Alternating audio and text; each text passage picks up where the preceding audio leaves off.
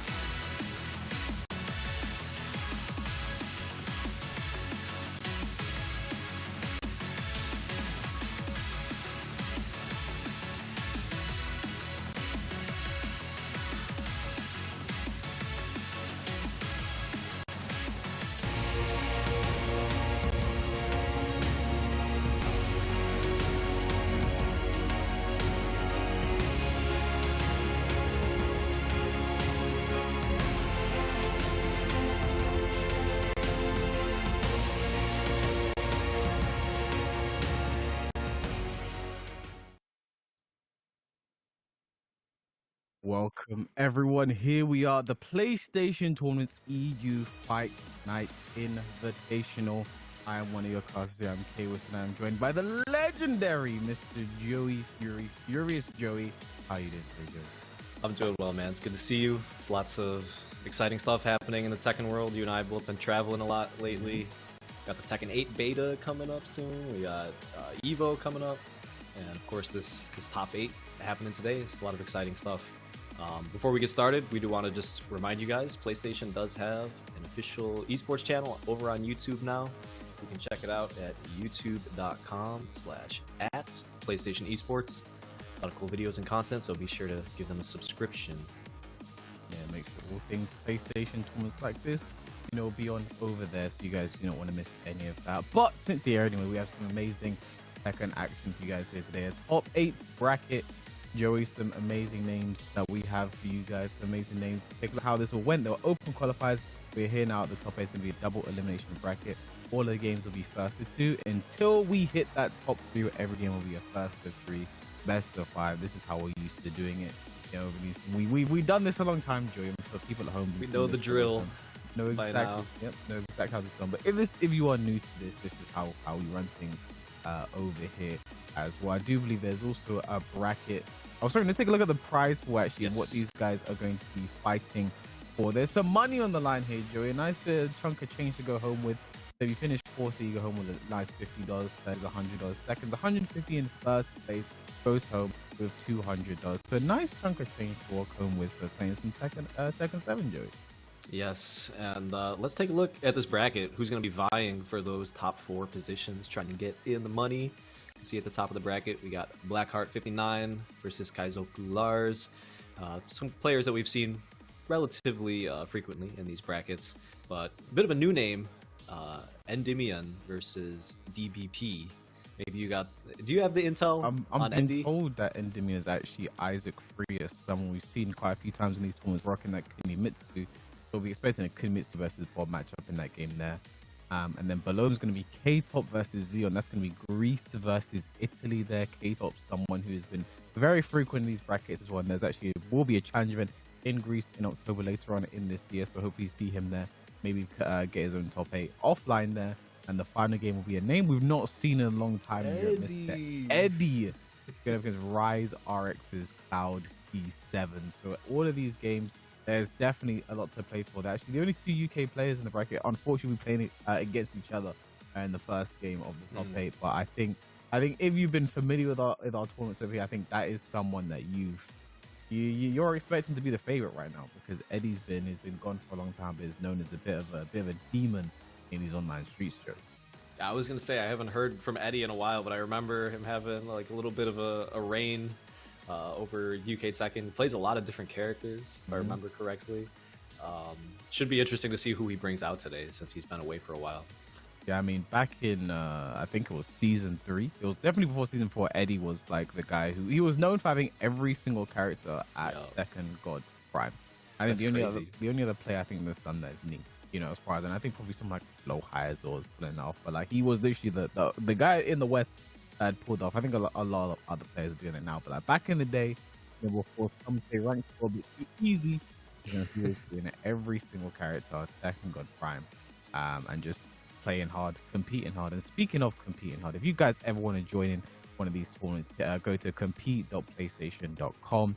All the information that you guys need on these tournaments will be there. You can sign up, get involved. We want more players. Me and Joey want to commentate some new faces sometimes. Tired of seeing the same old names, man. So maybe you one day will be on this stage and we'll be commentating your games. So hopefully you guys get involved and would love to have you guys. And one other very important way to get involved, meet people, talk strategy with, we got the PlayStation Community Discord, of course. You can join the PlayStation Tournaments Community Discord to find regular updates on esports events, articles, videos, and meet with others to improve your game. Take out the phone, scan the QR code, type in a link, whatever you gotta do. But it's a great place to improve, meet other people who share an interest in the games that you're passionate about. Yeah, so I believe now we're going to start preparing for our first game of the day, which should be Blackheart 59 versus Kaizoku Lars. Yes, indeed. If all my intel is correct, that should be an Italy versus Germany face-off. Blackheart, I believe, is a Noctis player from Italy, around those parts. And the thing is, knowing these two, that's going to be a bit rough for Blackheart, because Kaizoku Lars, somebody who plays against a lot, is Momodog. I'm saying could be one of the best Noctis we have in Europe, if not the world. Very optimal with the combo. So optimal with the character with his combos and stuff like that. So it'll be interesting to see how he plays against someone who plays against that character all the time. Also, it's funny as well, Kaizoku Lars being a German, because Germany's on a bit of a tear, right now when it comes to European Tekken. A lot of people there's a debate for them potentially being the best Tekken region in Europe, when it comes down to it. So excited to see how we have a few Germans in brackets here. I know DVP's in the bracket as well. There is right now Blackheart 59 from Italy. Only 22 years old, a bit of a young one. A bit. I can say that now. I'm going past mid-20s. A bit of a young one. Coming up here. From Italy, playing at Noctis. Someone who I think is definitely on the rise.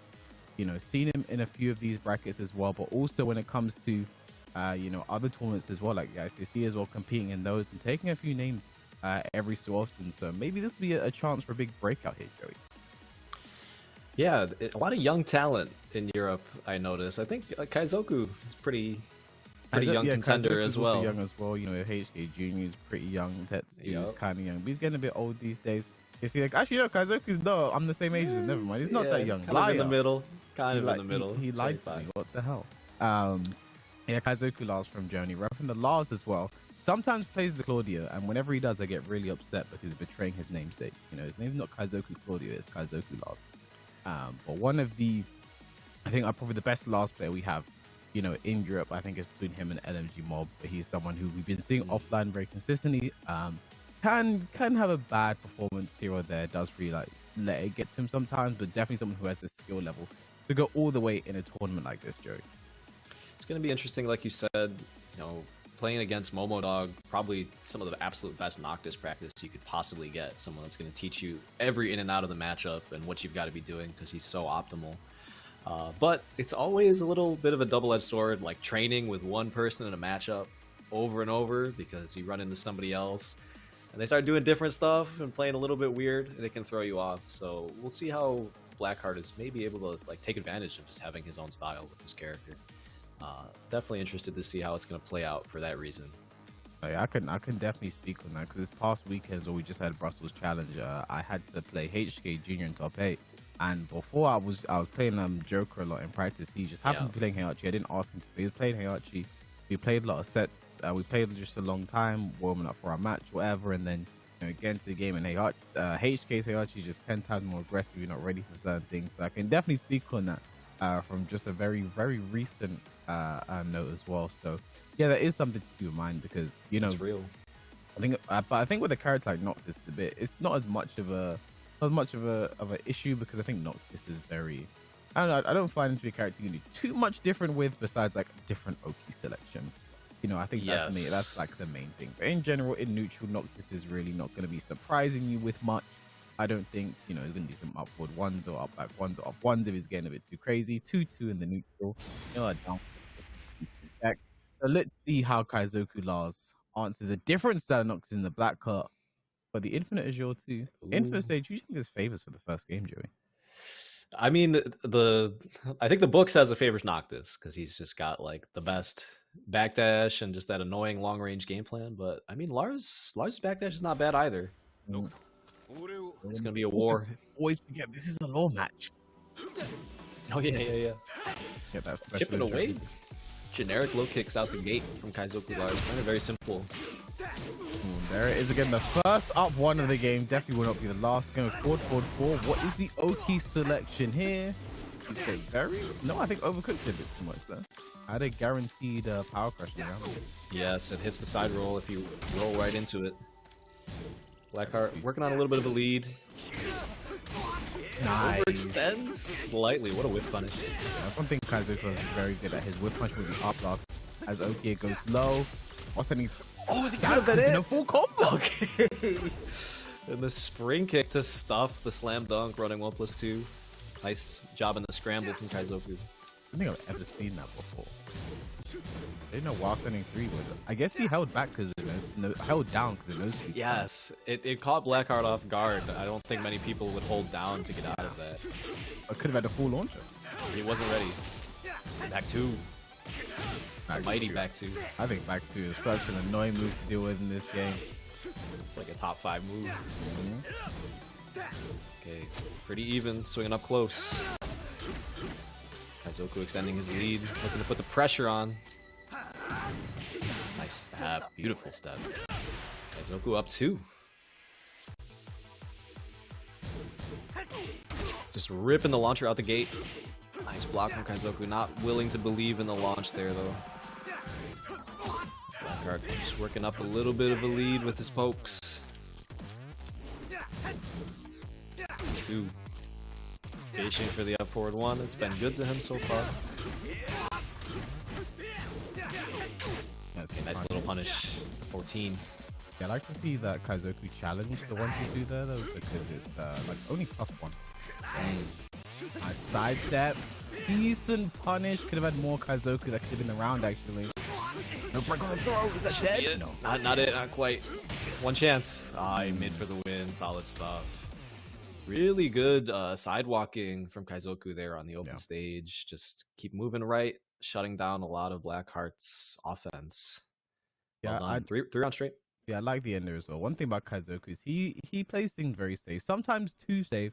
But worked on its favor. They had the running 3, got the plus frames straight into a nice safe mid afterwards to close it out. And I just like that end there from Kaizoku. Didn't have to risk it. It was two rounds up. Could have taken some risks. Could have taken some liberties. Had some rounds to play with, but didn't. Kept it safe and won the round in a black card. What do you do? Because even though that was 3 rounds straight, there were rounds they literally the first round he should have won. You know, down 2-2, finished the combo, would have been the round. So it's not too disheartening, I have to say. You know, my philosophy when it comes to like those situations, like if you lose and you're making mistakes, I just turn around and say, okay, then don't make mistakes, and then see where that takes you. So black card, don't make mistakes, and you should win this game. Just think about those rounds that were winnable. I mean, it was kind of a weird situation, like while standing 3 into the hold down, but Kaizoku just played it really well. Like you said, he plays pretty safe and conservative, but I think he showed just enough crazy. He got one of the forward 4-3s out on the board. You know, let him know that he is just crazy enough to show it a little bit.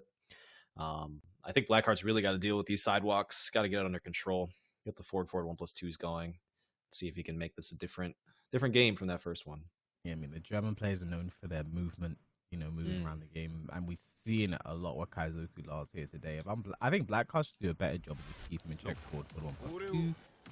Noctis down for 1's pretty good as well, you know, from tracking, keeping from going to the left. So let's see how he employs that. There's a down forward 1. Here we go. Game 1 out of the way. Time to loosen up. Nice. Get up there from Blackheart. How far can we go? Here was Yeah, all the dash jabs. Well done. Let's run up some wall pressure too. That could have been real bad. He's fishing for it now. There, but you can't count. You could only really Twitch confirm it, and I just don't think Black was ready. Speaking of not being ready, drop combo from Kaizoku Lars. This could cost him, but I don't think so as long as he finishes this combo. Oh, he swung at the last moment, and that counter hit sidewall saves him. No punish. No punish. They're both He crumbling. got rage. What are you doing? A little too greedy. He died with the rage on the board too. I think Black Card's been watching too much Ducky.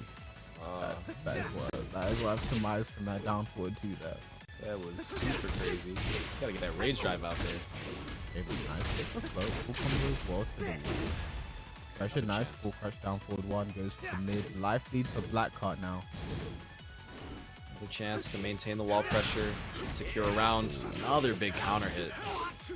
And this is lost, so we're going to the wall. Oh, man, that's fucking damage. One of the big forces. low. Yeah. That would have definitely happened. It's 4 rounds straight for Kaizoku right now. Black Card needs to try and stop the bleeding, and this might be it. I thought though, I was worried that was gonna happen. The back to the wall rage. Oh. Heartbreaker. Now that's 5 rounds straight. Really rough position to lose that one. That's the second time I've seen that in as many weeks. I saw that in ICC last week. Super Human versus Momo Dog. And again, maybe Noctis Rage Art is just terrible. It just sucks, man. Punish that. Very good. Good job. Those large ball punish that. This could be it, Joey. Ooh, I've never seen that resplat before. That was stylish. Very nice work there from Kai. I like that punish as well because I think that was probably the only thing that would get like a clean wall slap from there on a whiff punish. Knew that exactly, and Kaizoku was going to take it 2-0 over Blackheart 59. One of the most unfortunate tournament matches I've seen in a long time, I have to say, Joey. That was rough. I mean, at the same time, Kaizoku Lars, he was playing so well to the point that the only way that Blackheart was really going to get those rounds was off of like crazy interactions. You know, he forced him to look for like a panic DF2. He forced him to look for a panic rage art. And depending on what character you're using, those rage arts with your back to the wall are not always reliable. There's certain ones, they go very far forward. There's a lot of stuff happening with the camera. And when you're by the wall, they're just not something you can rely on. Like Lays is like that. Eddie's, Noctis. Master Raven has been a big offender. For sure. I've seen that from multiple times. I've actually had my own interaction with Quarrying at the wall before, which has been weird. There was one time it happened against Joker. His back was to the wall, and somehow we just completely swapped sides. And because Feng has a back turn mix up, I died. So yeah, it is a wall and the rage art. It's weird how long we've been playing this game and how we don't have that much longer left of Tekken 7 as far as we know. And still, you know, there's so many things we're still exploring with this game and learning about this game. So, you know, I think what's crazy is by the time we get into the next game, we probably haven't explored everything, you know, in Tekken 7. But we need to explore this next game we have coming up for the people. Then I still say yes. I think we're jumping over to the third match. Yes, we are gonna have K-Top stepping up all the way from Greece. One of the standout players from Greece very recently. You know, before, you know, you said around 2019, etc. You'd only really expect like Varn and Nivek, but the two players coming out of Greece, so they were going to travel. They do big damage now. But 2 players who have stepped up, K-Top and H-Top. You know, they are twins. They compete in Tekken as well as Mortal Kombat as well. They're very, very, very good at NRS titles. I think K-Top's actually a champion, you know, in those games. And, you know, he's been traveling a lot. He went to the mix-up last year, travels as well. I expect to see him at Clash of Olympians later on this year, Tekken World Tour Challenger event. And, you know, he's just been doing very good with his Zafina. Plays very well. Been the main character. Has Julia, 3 other characters. Well, I think they both the twins play Geese as well. Zafina is the main for K-Top, and he will be going up against none other than Zion from Italy. Another Italian step. The legend, the Fight Nights legend, Nicholas. Yeah, this guy has been crazy. You know, see him in the Fight Nights, also in the ICFCs, a lot of other tournaments as well. I don't see him travel offline as much. Obviously, you know, a bit older than some of these young kids we have out here. You know, probably has responsibilities in real life, can't travel or playing fighting games, but you know, Zion is someone that is not to be slept on, especially in these tournaments. Really comes alive, really is in its element. The Armor King is definitely scary, and especially when he gets those chain throws going, you know you're gonna have a bad time, Joey. Yeah, he's made so many deep runs in these tournaments. Been gate kept by Fergus a few times, I would say, who's not in the bracket today. So whenever Fergus isn't around, I'm always kind of looking to Zayon to make a deep run, potentially take it all, because he's just very consistent, extremely dangerous Armor King player. He knows all of the secret Oki and the tricks to really There's open you too up with the much. grapples. It's really fun to watch. So I'm always excited to see a Zayon match about to happen.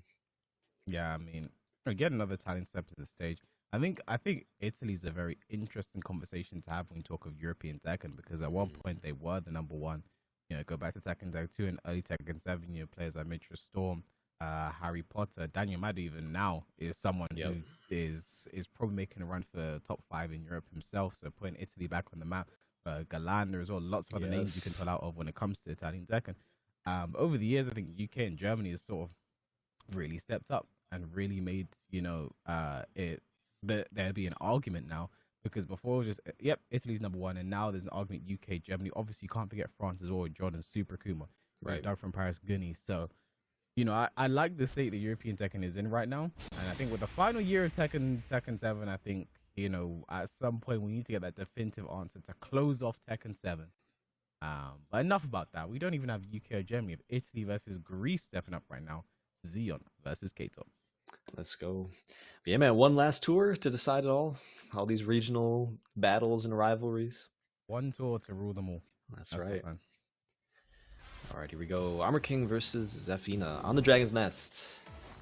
Let's hear the matchup as well. I don't really think Armor King has a terrible time in this matchup. One thing about Armor King compared to King, I think he has very low hitting mids. You see the forward two there, hits the down back three. Yeah, that's a nice thing to have here. Probably going to be a bit harder to get in and get the chain grabs going, get the command grabs, but his mids are going to be very reliable here. And Hopefully. down is the big one as well, but I think down is for nice was the back four move. Three trying to keep Kate up in check early on in this game. Stab, squaring up the wall here. Looking for big damage though. Remember those hop kicks early? I think he wants him to just be thinking about the mids, because I think that's when those chain throws are going to be coming. Absolutely. Yeah, trying to earn his right to sneak some of those in. Not a bad idea. Establish it early on. Down by 1+2, forward force and plus frames. Challenges, no punish at all from Dion. Got a little bit of damage with the forward forward neutral too though. Going to the wall here, not quite. Oh, wow. Excellent there from K-Top. Dion in the kind of pocket corner there. Nice break on the giant swing. Swap situation, but the whiff punish. That was nice. Oh, huge drop though. It's going to cost him. Dion, these combos you need to fix up. It's got to clean it up. I think just overcooked it there. Just a bit simple. Side step down back Q4, get the wall splat, but that mistake is now cost him, and K-Top now one round away, essentially one mix-up away from taking the first game. He's running with all this momentum. One hit away. 2-1 Nice just stock. does it. And that is something that I think Xeon does a lot in those pressure panic situations. He'll just throw out the forward 2-1. If it hits, maybe I've done it. Because I think in those situations, people actually just aren't looking to duck it. But K-Top was definitely at that scout and takes the first game in very quick fashion. Yeah, he didn't have much time to really make a plan. How am I going to make this comeback? He had to just go for something. And K-Top, way too smooth with it. Just super locked in. Wasn't going to let anything major happen to his life bar. Ready to duck the string. Yeah, some serious adjustments Zayon needs to make. I mean, the combos were dropping. He was kind of just opening himself up, trying to establish his mids so that his throws will be respected. But there just really wasn't enough time for him to establish his game. Yeah, and I think the only command 3-1 was that giant swing got broken. Stop situations, almost gave him the round because he had that 4-2-1 at the wall. But it's just, I don't know. I think that's the number one thing I want to see more of, Joey, is just some throws from Xeon. He needs to slow this pace down because K-Top is just fully in control of this game. And we get the Infinite Azure 2. I think that's just going to add insult to injury for Xeon right now. Random select stage. It's random select every time in this format. So it's kind of a bad draw for Zayon. Now he's really got to work to get in and establish his offense. The giant swing is broken, like you mentioned. So it's very simple adaptation process with Armor King. If your giant swings are getting broken, it's time to progress to the 1+2 breaks and the 2 breaks. Nice parry. Parry there from Xeon. With the shining back ender, very nice. Damage. I believe minus 14. Yeah, 14. I mean, a back one would have been very nice. Okay. What's the counter hit? Smacked up. Huge damage, one guess. Ooh, I think had the read there on the spring kick could have finished it off. But either way, Zeon takes the first round. Okay, huge progress. Turning things around. He's on the board now. 23 plus frame. Just spacing out, waiting for an opening. Nice there. Really good adjustments. K-Top was getting big. He was getting big damage off the hop kick last game. Kind of getting shut down now. Messed up with the off axis. Didn't know what to do. Oh. Tries to do a back one plus. Did not want to play the game. Did not want to block, and it might cost him big. He didn't want to hang in there. He might win. Might not though. Hold on. Into one, the back 1+2, the squid arms. Risky, but very hard play to make in that situation. Blocking that low. Scarecrow 1+2, getting huge mileage for K-Top.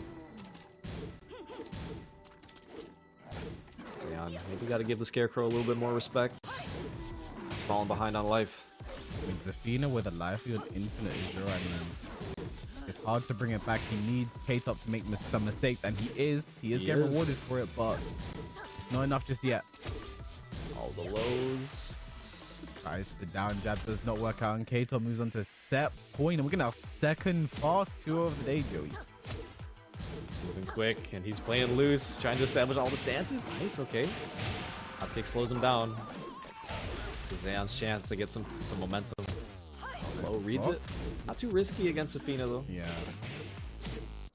2-1 down 4. Playing the poking game now. Playing the poking game very well. Yeah. Okay, good escape. Big whiff. Tried to power crush out of there. Yeah. Work out down 2 for Zeon. Takes the final round. Second game. He needs this one. This is huge. Okay, big down 3 counter hit. Oh no. Roki. Oh, very nice there from K-Top. Tricky stuff. Almost half-life gone for Zeon. Definitely in trouble. He's really struggled to make the comebacks in this game. K-Top has been showing he's a little antsy with the keep out. There could be a chance for Zeon to whiff punish if he stays patient. There's an opportunity. Too late. Late on the punish there. This is not looking good for Zeon at all. Forward 4 gets the counter hit, and that is gonna be it. 2-0 for K-Top from Greece over Zeon there, and that one, I was expecting that one to be a bit closer there, Joey, but I don't know what happened to Zeon today. He was settling in. Game 2 looked a lot better, but not as sharp as we have seen him in the past. Missing some punishes, a little late on the hop kick punish. While standing 2s were not getting punished. I mean, you never know what's going on Zeon's end of things, why he might be struggling, but doesn't really matter if you're not clean. It's gonna be a hard time, and just couldn't quite get started. So I think nice job, K-Top. Yeah, and also well played to K-Top as well.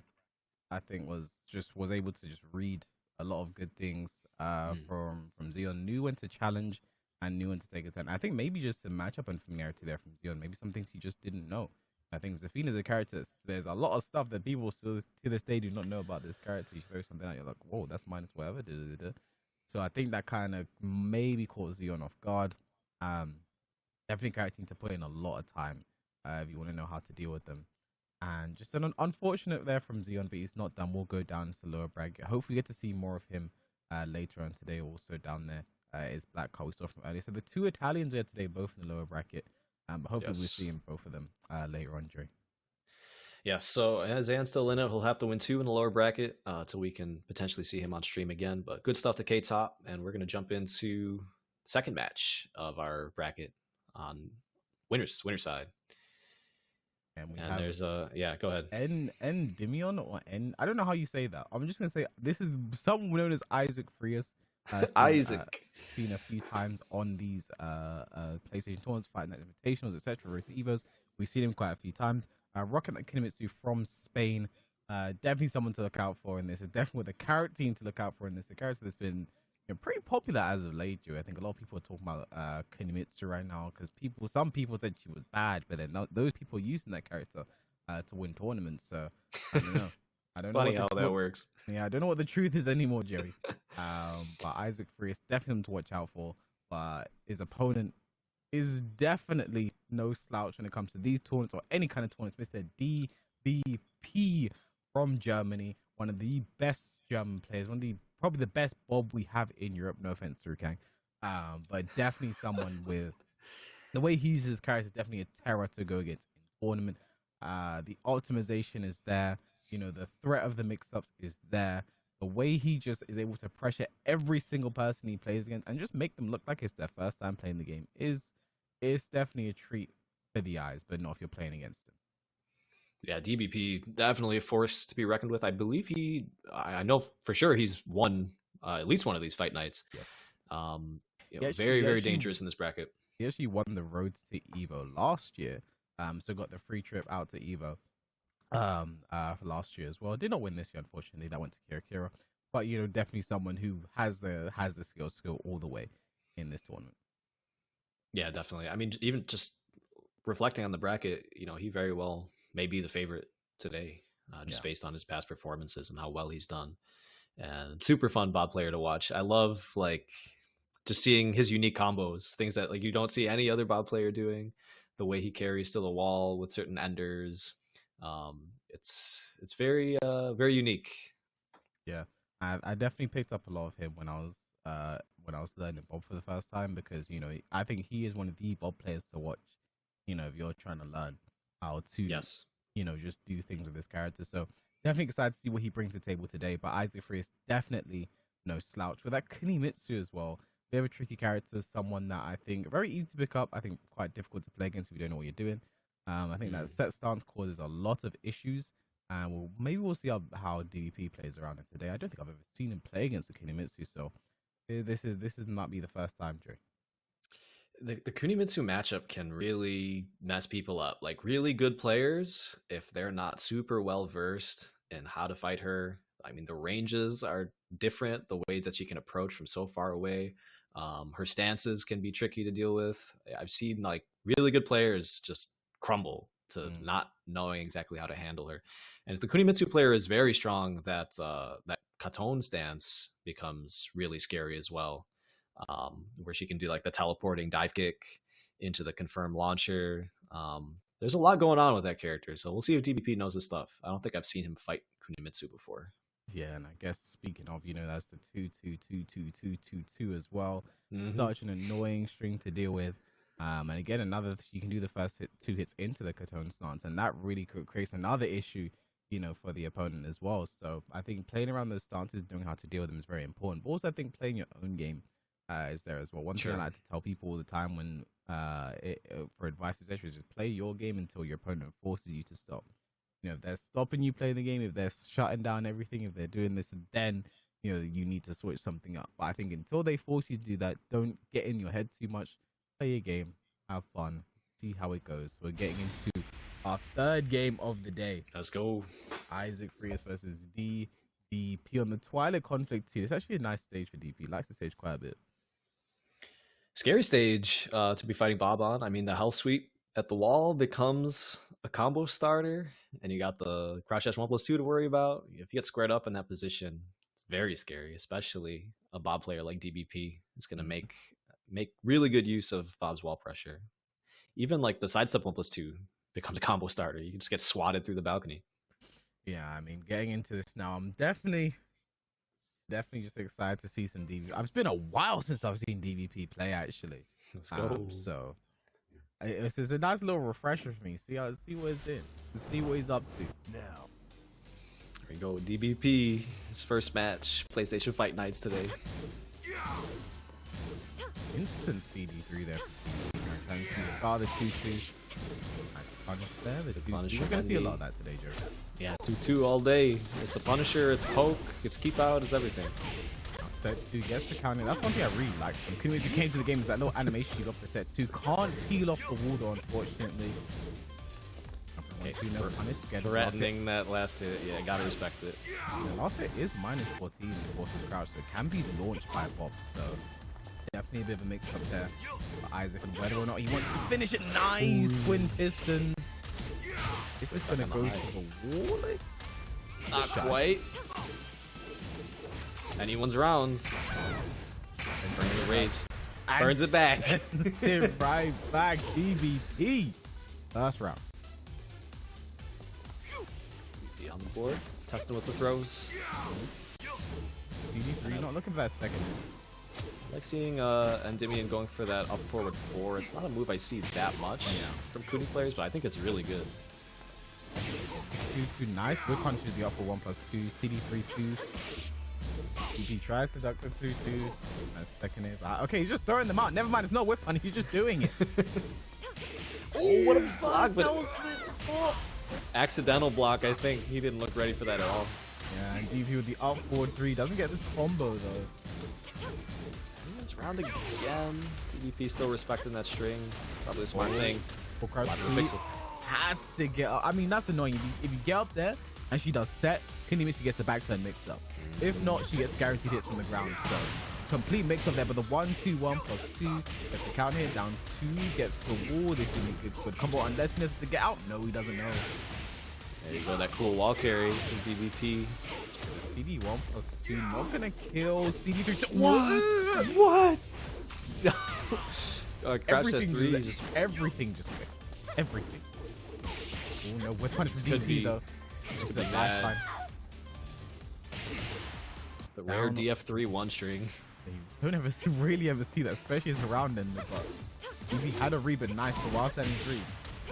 As the 3 is to the wall. The wall. Dude. DVP right in the... Oh, he's just... That's so unfortunate. This is a huge damage as well for DVP. Almost just gets out for no reason. Now DVP in the corner. Yeah.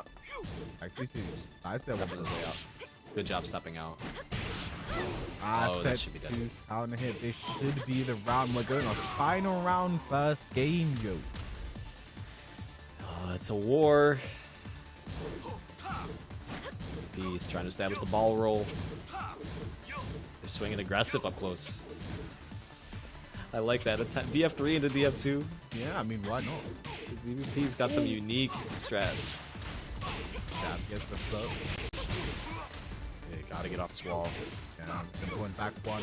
Again, does it again, but this time ready to duck. I think DVP needs to start punishing that. He's not going to do the third hit because he knows this launch.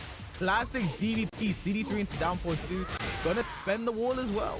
He's been cooking that one up the whole time, establishing Crash Test 3 mind game. What an Oki trap. Oh, DVP. He saved his best stuff for last, man. Yeah. I mean, in that situation, I think he does if he does the 1+2 roll into the 1, I think it's guaranteed hits and flips over. So I think Endymion was sitting there thinking, okay, I'm just gonna do what I normally do, get up in the situation because I'm gonna take this mid anyway. Yes. But yeah, I think what my rule is, when you see someone end a combo in something a bit weird, something a bit different, you don't normally see it very often, just stay down. That is my rule, because normally that means they're gonna try and relaunch you in some way, shape, or form. So, yeah, sometimes it can backfire. You know, if he were like kind of low on life, like around 20, 25, staying down, he could risk getting like the booty drop option that does a bunch of damage, but he could live that no problem. So I think your philosophy is definitely right. Just stay down, don't risk it. But that was good from DVP. It's unexpected. Yeah, I mean, he takes the first game, and I think the thing that surprised me most is I think Endymion Isaac Freeze is really staying in this though. I think DVP's testing him a lot. We're seeing the down forward 3-2s. He's doing that a lot for some reason. But Endymion by the end he's ducking it. Didn't launch get a huge combo, but Wasn't one it is pretty decent, pretty nice, especially because he had DVP's back to the wall. So I think getting into the second game here, let's see how he adjusts, because I think that was not easy for DVP. Someone was saying is potentially the favorite to go all the way here today. Definitely not the kind of start he would have wanted, but as they say, a win's a win. It was competitive, and you can see like some of the uniqueness of DVP's Bob. He's like establishing this weird Crouch Dash 3 mind game, Crouch Dash 3 by itself. You got a lot of productivity out of that, so let's see if we can keep developing. There's a Bob stuff I call the DVP. You can do CD3 into the Power Crush, because if they jab you, the arm's gone. So I call it a DVP. Ah! Whoa! Going under. Oh, set 3. For some reason, the set 2 goes under the up forward 4. But yeah, swatted out the air. What's going on now? As a progress doesn't work. Trying to make use of this wall pressure. Whoa. That's actually not a bad option if it means she's just going to go past you. It does put his back four, but he doesn't get launched until he gets launched. Now, Endymion on the board first time. Endymion, really good wall carry there too. Just a short carry with the double hop knees. That was sharp. Clean stuff to take the first round. Ooh, nice. Good for counter hit. DVP. Endymion really not scared of DVP pressure. To no punish from DVP. She got something though. He got his low in there. There you go. You mentioned it in the first game. Having a balcony or a breakable wall, that helps become so much scarier. There it is. It was a little funky though. He had a bad angle. Oh. Wow. He was a huge risk there. I think if Endymion blocked that, that could have been dead. So could have gone through 2 balconies into a rage art. Nice. Into the CD1 combo as well. It's a bit harder to do, but gives you a lot more damage. Actually, a bit more. It's actually not worth it. It's too easy for DBP. He saw that one a mile away. Yeah, they should go to the wall as well. And again, Isaac Freeze needs to try and side roll to the right. Cannot get out of it. I mean, DB in the corner, but like huge life lead. It's going to be hard for him to lose this one, Yuri, I think DBP's got this round locked up. Wait a minute. I don't speak too soon. Don't speak too soon. Okay. All right. Yeah, he still had a long way to go. That's for sure. I think it was possible though for Endymion. I think this one. It's obvious to say, just make a different decision in certain situations. You know what I mean? But there's the CD1 for DVP, and the first one that's landed. This is in trouble. Yeah, he's cruising now. He looks a lot more comfortable. One off the wall, turning out again. No wood punish there, but the hell suit is good enough, and we're gonna see another one. The wave dash, and even nice patience from Q2 and G kicks. DVP's got all this life that he can just throw power crushes with. Got the follow up there though. He's gonna keep trying in the corner. Needs to try and end this round. Can he do it? Down to 1. And that was a nice change for Bob in season. It was even season 4, season 4.5, where they made down 2-1 safe.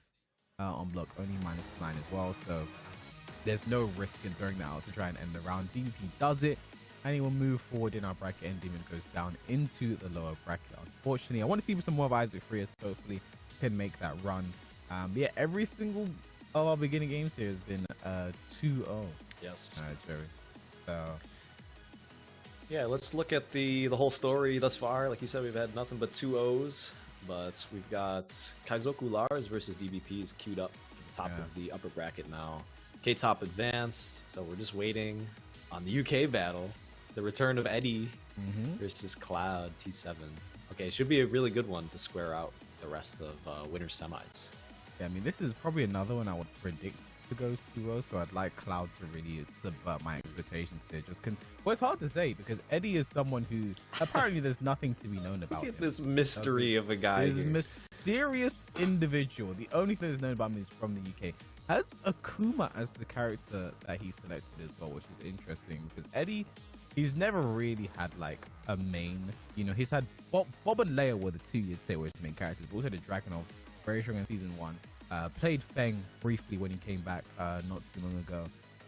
Falcon Ram was his main around season 3 times. So, you know, there's not really a character to pick from. And I think he's always known for picking the strongest character. And if that is the case, he may be picking the Akuma now. Maybe. So, could be the case. But here's Cloud T7.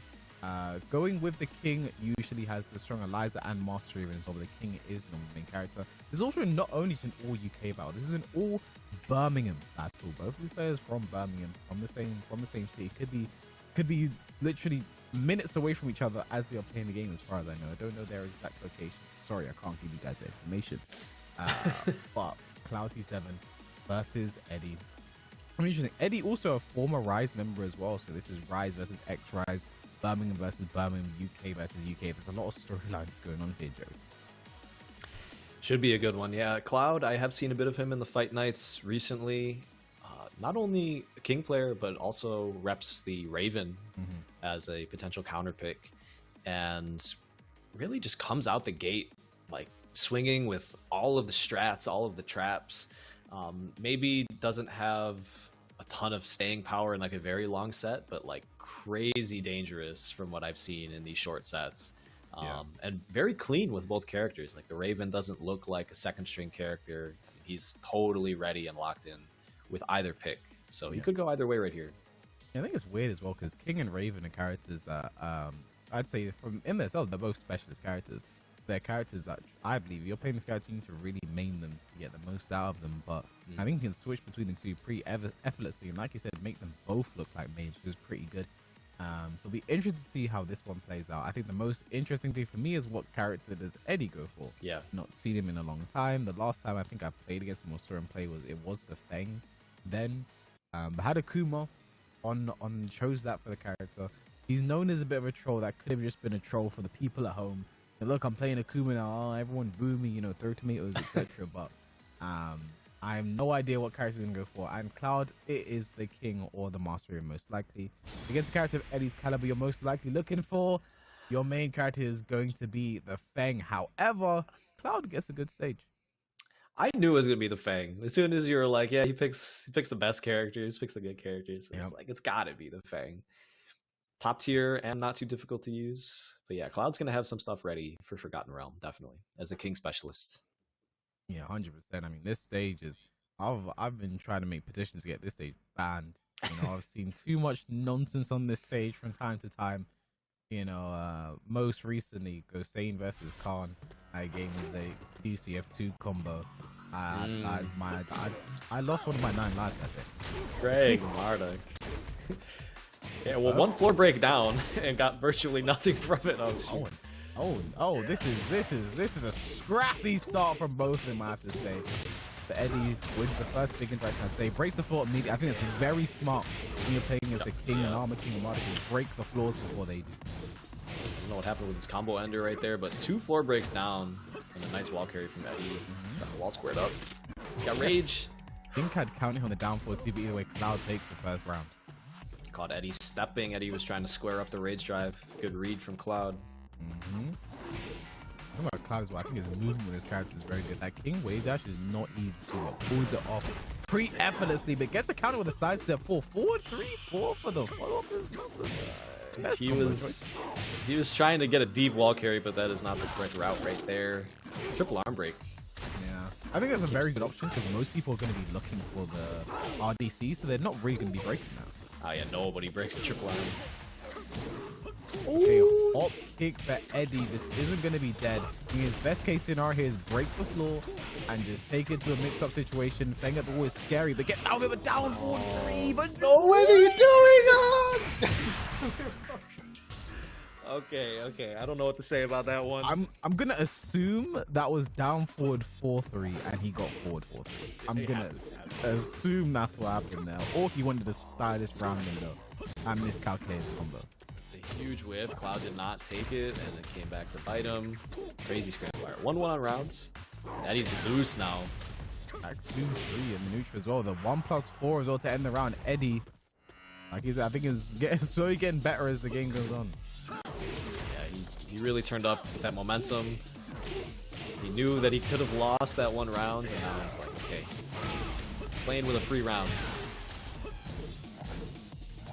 Blocked by Cloud. He's blocking that's his second or third down back 3, but not the best punishment every time. Coming back in a hurry here.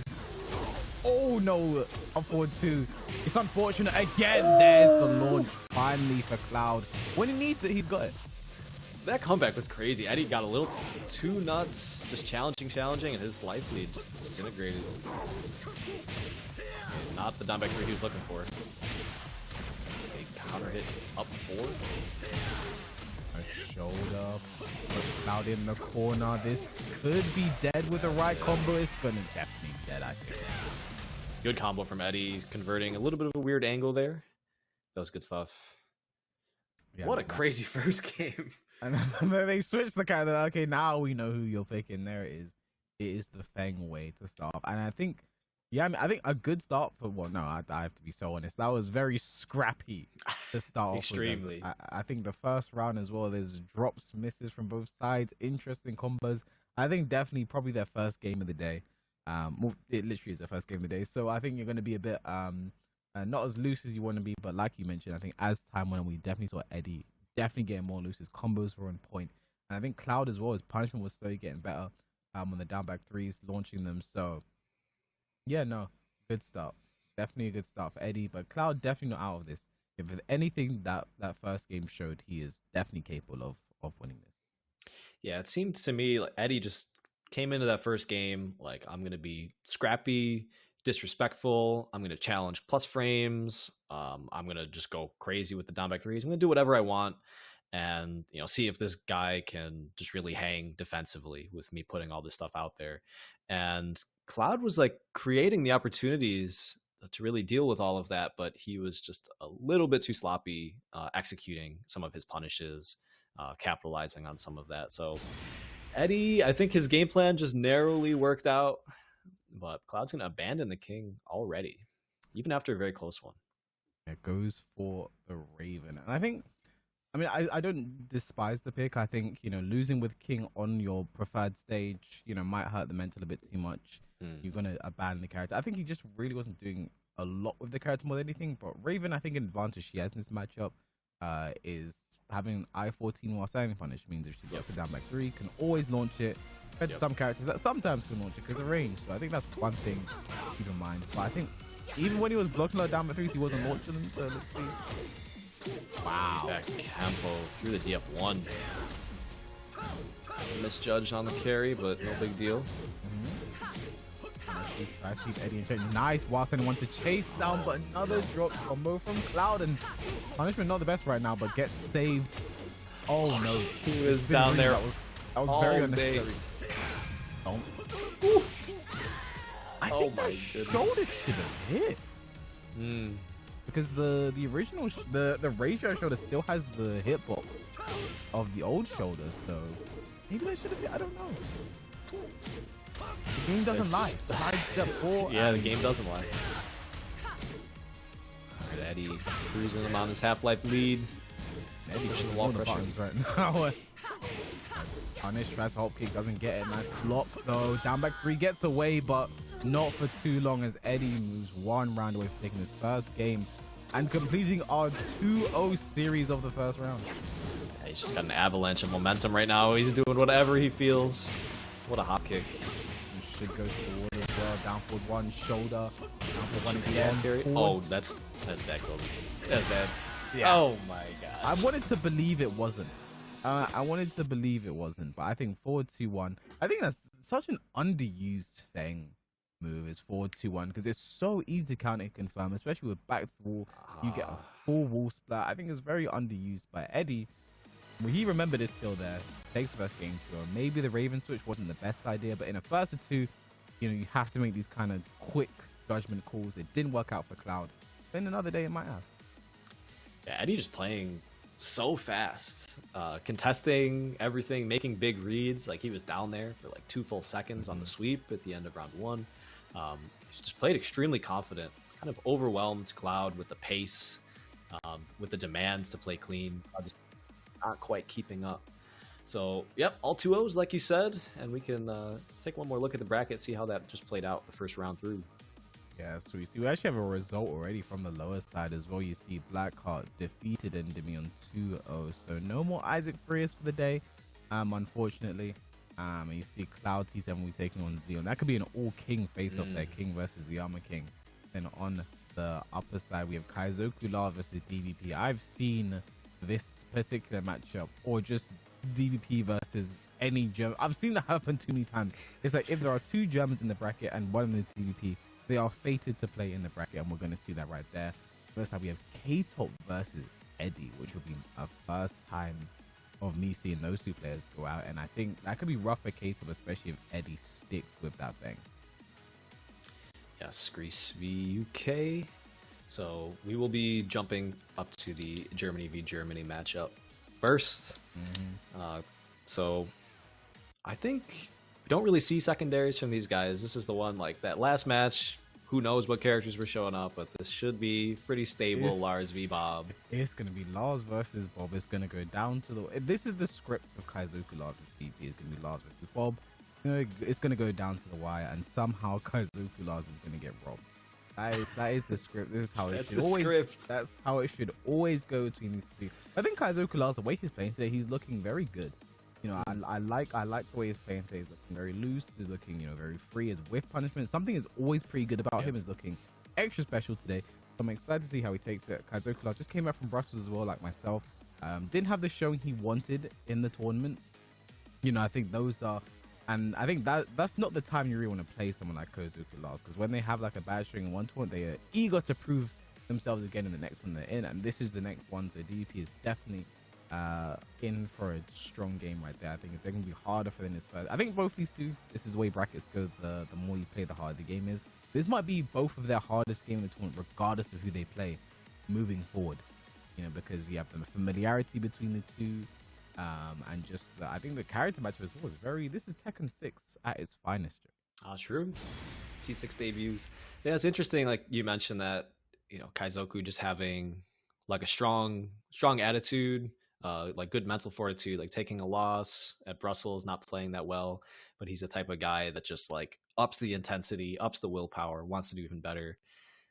Some guys, they just get really down in the dumps, like, it wasn't a good tournament, but I think he's definitely got a great attitude to just bounce back very quickly. On the other side, you have that DBP. Now, someone I've genuinely not seen play in quite a while. I haven't been traveling as much, I've been competing as much, so maybe there's some kind of rust. And again, we're seeing that down 4-3 into down I like that. Setup. I like that. I think I got hit by that one. At least once by now. What happened here?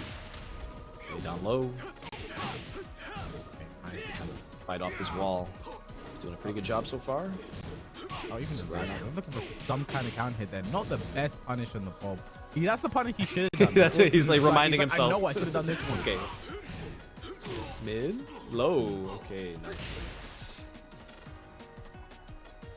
Getting warmed up in this matchup. Back for counter here, very nice. Forward 4-4-3, big risk from Kaizoku. Definitely opening him up. DP wanted the back row catch there, but Kaizoku Lars was a bit wise to it. Nice cover on the ground, follow up low. Cruising real fast right now. Kaizoku's been opening him up with the lows, tagging the counter hits that he needs. Looking for it again. Down by 4. Nice punishment lost anyone. Down by 3. You're going back and forth right now. Trying to figure out how to get started here. Who's going to win the first major interaction? No duck. He's even throwing out the up for 1+2 for a lot today. He's fishing for a lot of counter hits, not really finding anything. And his pokes aren't working either. Okay, here's his chance. 2. That's a nice break on the throw. Had to break that throw. Crucial escape. Big oh my god! What a punish from DBB! Gonna be dead. Nice try. Wow. That was an amazing whiff punish there from DBP. Such a quick adaptation. Like DBP noticed that his crouch dash ones weren't getting through. As Kaizoku was throwing that out. He just baited the down back 4 the second time. Crazy whip punish. Okay, but Kaizoku not letting that round get to him at all. Comes out, guns blazing. In the front of round, and oh, what a delayed hop. What is this combo? He just sat there waiting for it. It isn't going to be dead, but it's going to be one more read for Kaizoku. Jumps over, but it's not going to be enough. Okay, wait, it's not over. If anyone can do it, it's Bob. Oh my god. He swung for the fences. A little bit too crazy right there. I like it, though. What's the crazy thing as well is Kaizoku actually didn't duck there. So had he been in range, that unblockable would hit. The unblockable is a high. It would have done a lot of damage too in rage mode. In rage, and then the follow-up there, because that leaves you in a weird Oki situation. I think if that hit, the comeback was definitely on. But DBP, I like the fact that even though he had a huge life deficit, was not out of it. Knew he could still come back. Did not put his head down. So I think this one is going to be an all-out brawl between these two. But Kaizoku Lars is looking like he is poised to take this tournament. I think the way he is playing today has been amazing. So let's see if he keeps it up. Yeah, both very confident right there. Like you mentioned, DBP, he still had that presence, that fire, even when he was down like 85%. And that's like the intensity you want to show your opponent. Like, let them know, even when they're up a ton on life, like they can't relax. But yeah, Kaizoku, I loved the game plan. He was very resistant to all of DBP's counter hits. DBP was struggling to find big damage. And Kaizoku brought a little bit more of the craziness with the lows than we'd usually expect from him. So he shook up the pace of that first game. Really good stuff. Going up 1-0. Yeah, as we get into the next, I think that was good. Another thing that's good as well, because the first game was Devil's Pit. One thing I like about that stage is you get a taste of the infinite and a taste of the walls. And one about Kaizoku, he looked comfortable on both. He was winning on both, you know. Right. I think in we saw struggles from DP on both sides, so I think that's going to be that should be a good positive momentum for Kaizoku last moving forward for the rest of this day. He knows it doesn't matter the stage, he should be able to take this. But DVP, we've seen him down, we've seen his back against the wall before, and we've seen him under pressure. Sometimes pressure can create a diamond. That's what the DVP stands for, Diamond VP. Diamond VP. Yeah. Huge damage potential on this stage right here. He tried the DVP CD3 into the power crush, but Kaizoku Love, I think, was aware of it. Actually got shut down. Jump on him. He needs to get up. DVP in the corner now. One more hit. Kaizoku going nuts right now, and I love that he did the down 2 into the mid. Last game he did down 2 into the low, keeping it fresh. Haven't seen him look this dominant before. Back for the counter. What timing? Yeah, that move has been money for him. DBP still just can't find any counter hits. He tried it again. Down for 3, down for 3. It's not working against Kaizoku today. It's just not happening. Wow. Kaizoku throws it out, but the wall is right there. Actually saves DDP. He has a lifeline. How is he going to use it? Kaizoku ducks for the low. Good stuff. Two into the down forward 1. The dash into the down forward 1. That was good. Kaizoku used the mental frames of the wild thing too. There's the second hit there. Knew he wouldn't press a button, and then the down forward 1. Kaizoku playing out of his mind right now. But DDP, it's not over until it's over. Finally got something. Got a crouch dash 1 to connect. Oh, getting off the wall. Never got nothing for it. Unfortunate. Down for 3-2. I said 1+2. One more hit does it. The down back forward. DVP's not done yet. We got 2 more rounds just to stay alive. No walls broken yet. Going after the ankles. Punish there. Do not let it slip now. Another You've been one. playing so well, son. Another one. He was doing such a good job not getting hit by those, but now they're starting to connect. CD3-4 there. This is looking very good for DVP. This mix-up is going to be very important. Kaizoku, is he going to spend his rage? Nice power crush down 2. Whoa! Little antsy. He's looking for a desperate low. DVP coming back into this in a hurry. Kaizoku squaring up the wall. He could get huge damage if he could just break one of those. But I think he just didn't think he had the range to punish it. Again, same thing there. The arc lost. Back to the wall. New tactics. Whoa! No way! Tried to hold forward. Salvage that combo. DVP on his last breath. That's it. Down, back, 4 into the wild side 2. Kaizoku Lars takes it 2-0 over DBP, and that comes as a bit of a shock to me. You know, not the win so much, but just the fashion of the win.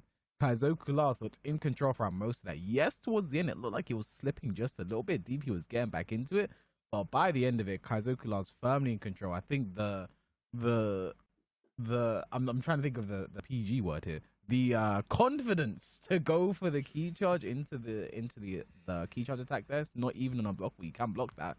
Back to the wall there. I think he just knew exactly. He just was in DP's head fully. Great showing to Kaizoku Lars, moves into winners final to play against the winner of Eddie and Kato. Yeah, he just developed his mix-up game so well. He matched DBP's confidence. DBP coming in with the hell sweeps. Kaizoku is like, I got the big lows as well. I'm going to place him at all the right times. It was just such a war, that match right there. But like you said, going off script a little bit, Kaizoku dominating. Another 2-0, nothing but 2-0s still. Yeah. And we got another match on winner semis to take a look at. It's going to be Eddie versus K-Top. Now, the other one was a familiar matchup. You know, Kaizoku Lars, DVP. Someone I play against you guys all the time. I see them play all the time. I see them play against each other all the time. Very familiar of those players. The players are familiar with each other. This next one, K-Top versus Eddie, might be the first time I've ever seen these two play. I've seen a lot of K-Top recently. He's been doing very well in these tournaments. He's PlayStation Invitationals, competes in the road to Evos. These ones, like, see him all the time. Love to see him. This is where he pretty much made a name for himself, and then we saw him traveling after these tournaments. And then Eddie, season 1 to 3 was just an online demon. At one point, probably the best online player in the entirety of Europe, especially during 2020, where everything was only online. Eddie was just doing an absolute madness. So definitely someone that you are familiar with European Tekken if you're playing. But retired, took a break, did something, just disappeared for the scene over like the past year or so, and would appear infrequently. We might see him in ranked here or there, might enter a tournament here or there under a weird name. But now here he is again under the name Eddie, going up against K-Top in a match of players I've never seen before. I've never seen these two play before. I'm expecting the Feng versus the Zafina. Yeah. And if so, I think that I think the for me, Zafina is a character I've struggled against because of the character matchup. And I think a character that does very well against this character is Feng. I think Feng does a great job of shutting down Zafina. I think back 1 is annoying. Back 4 shuts down a lot of the stances. Can really attack her from range. And be interesting to see how Kato is able to play around that. He does have other characters. He does have characters in the back burner that could be something he decides to go for. But if not, it's going to be the Feng versus Zafina. And it could be a bit of a mission for Kato. Yeah, I think Eddie's definitely going to submit the Fang at first. Just like you mentioned, it's not like an amazing matchup for Fang, but he fights her better than so many other characters do. Yeah, so locking it in, Fang versus Zafina. Like you said, just a lot of good options, stuff to hit her stances. QCF1 is actually pretty dangerous here. She can't do too much about it. Minus 14 low. Can't low parry it. Fang's got some good stuff here. So let's see how K-Top deals with it. In every low except down back 3, Zafina can't go on size F4 and the stagger lows. Zafina can't really do much about. Besides a little measly while standing forward. So let's see. There you go. Oh, dude. He's trying to take advantage in a hurry. He's doing a lot. It's just all lows right now for Eddie. Down 4, down back 3. All the lows, unload. He tries to do the special get up there that only Feng has. And punishing it up for 2 buttons back straight away. I think that's something you have to do in this matchup. You cannot let Zafina establish Scarecrow 1+2 pressure. You have to parry it, power crush, do whatever you can to make her second guess it. Make him rethink their whole offensive flow if you pull that off. Just a good opening from Eddie, showing off why this matchup is pretty good for Feng. No punishment down for 4 that time. Marking 1-2, sidestep 4. Eddie all aggression right now. The neutral hop kick, but can't get a combo. Eddie's going nuts. You can see K-Top trying to change up the timing on the 1+2. It threw him off already. Good generic down 4 to be the Scarecrow stance as well. Eddie knows what he's doing in his matchup. And the hop kick, I think that was a reaction. Crazy. I mean, he's at negative 19 after that rage drive. Yeah. He's still prepared to mash out of the pressure. They'll get up 3. It should go to the wall as well. Oh, the shoulder. Bad angle. Down back 3, running 3+ frames. Down back 2, tantrum. Ooh. Oh. Another one. Adjustment. Combo. Okay, his that time as well. Down back 3. I mean, this is looking all Eddie right now. Who ends around with forward 3 like that? I don't know what to say. Eddie's just... He's there right now. Yo, the tremor stomp, the earthquake, that's like a 30-something frame stomp. Just throw it out, no fear. He is extremely confident to be throwing something like that out for the win. I mean, we mentioned a few things that make this matchup a bit of a struggle for Zafina. And Eddie did all of it. Every last bit of it, the QCF1, all the lows. He just did every single... The only thing he didn't do probably was just a bit extra back 4s and back 1s. But he never got the chance to because everything else was working. Didn't need to. He brought the punch parry into the equation, shut down Scarecrow. And I just love the way, like, Eddie is just doing whatever he wants. And it's sort of like, I'll stop when you make me stop. Like, literally. I'm not going to overthink any interaction. I'm just going to go. And that confidence is going a long way. Playing the game at full speed, and K-Top is literally a step behind right now. So I think he might be thinking of a character switch right now. I think when you lose that bad, that's the first thing that goes into a lot of people's head is, do I need to switch character? And while it might not be a bad decision, I think there's just certain things he could just do. I think a bit more patience. I think he needs to try and get in Eddie's face a bit more. Although it is rough with a character like Feng, because when you're in his face, that back one, that back four, there's a lot of things to stop you from playing your game. So there's the switch. Goes to the Julia. I do not disagree with the decision at all, because even though the matchup isn't terrible, it is a bit of an uphill battle for Zafina. And so he picks a better character than Julia. Yeah, I mean, regardless of what character you pick, you got to deal with Eddie's offense. Yep. But at least right now, he gets access. Well, you can see it Magic 4, but he'll have access to a better hop kick, which could be helpful in the long run. We'll see. And a better punishment in a lot of things as well. So very true. Oh my god. But stuff like that, you know, whatever character you play, you gotta be patient. You have to deal with it. You have to deal with this regardless of who you play. Nice hop kick there. Gonna be a flip combo, so not too much damage. But Kato takes advantage. Walk out and ducking. Wow, nice. Very nice. Gets the first round. Good job cashing out on the damage there instead of the flip over. We knew it would be just enough to kill. Magic 4. Another Magic 4 for Kato, yes. Gets a clean wall. I don't think he expected that. Just mixing Eddie up hard at the wall. Eddie's stubborn with the ducks. I think that was a QCF 1+2 as selected, not what he wanted.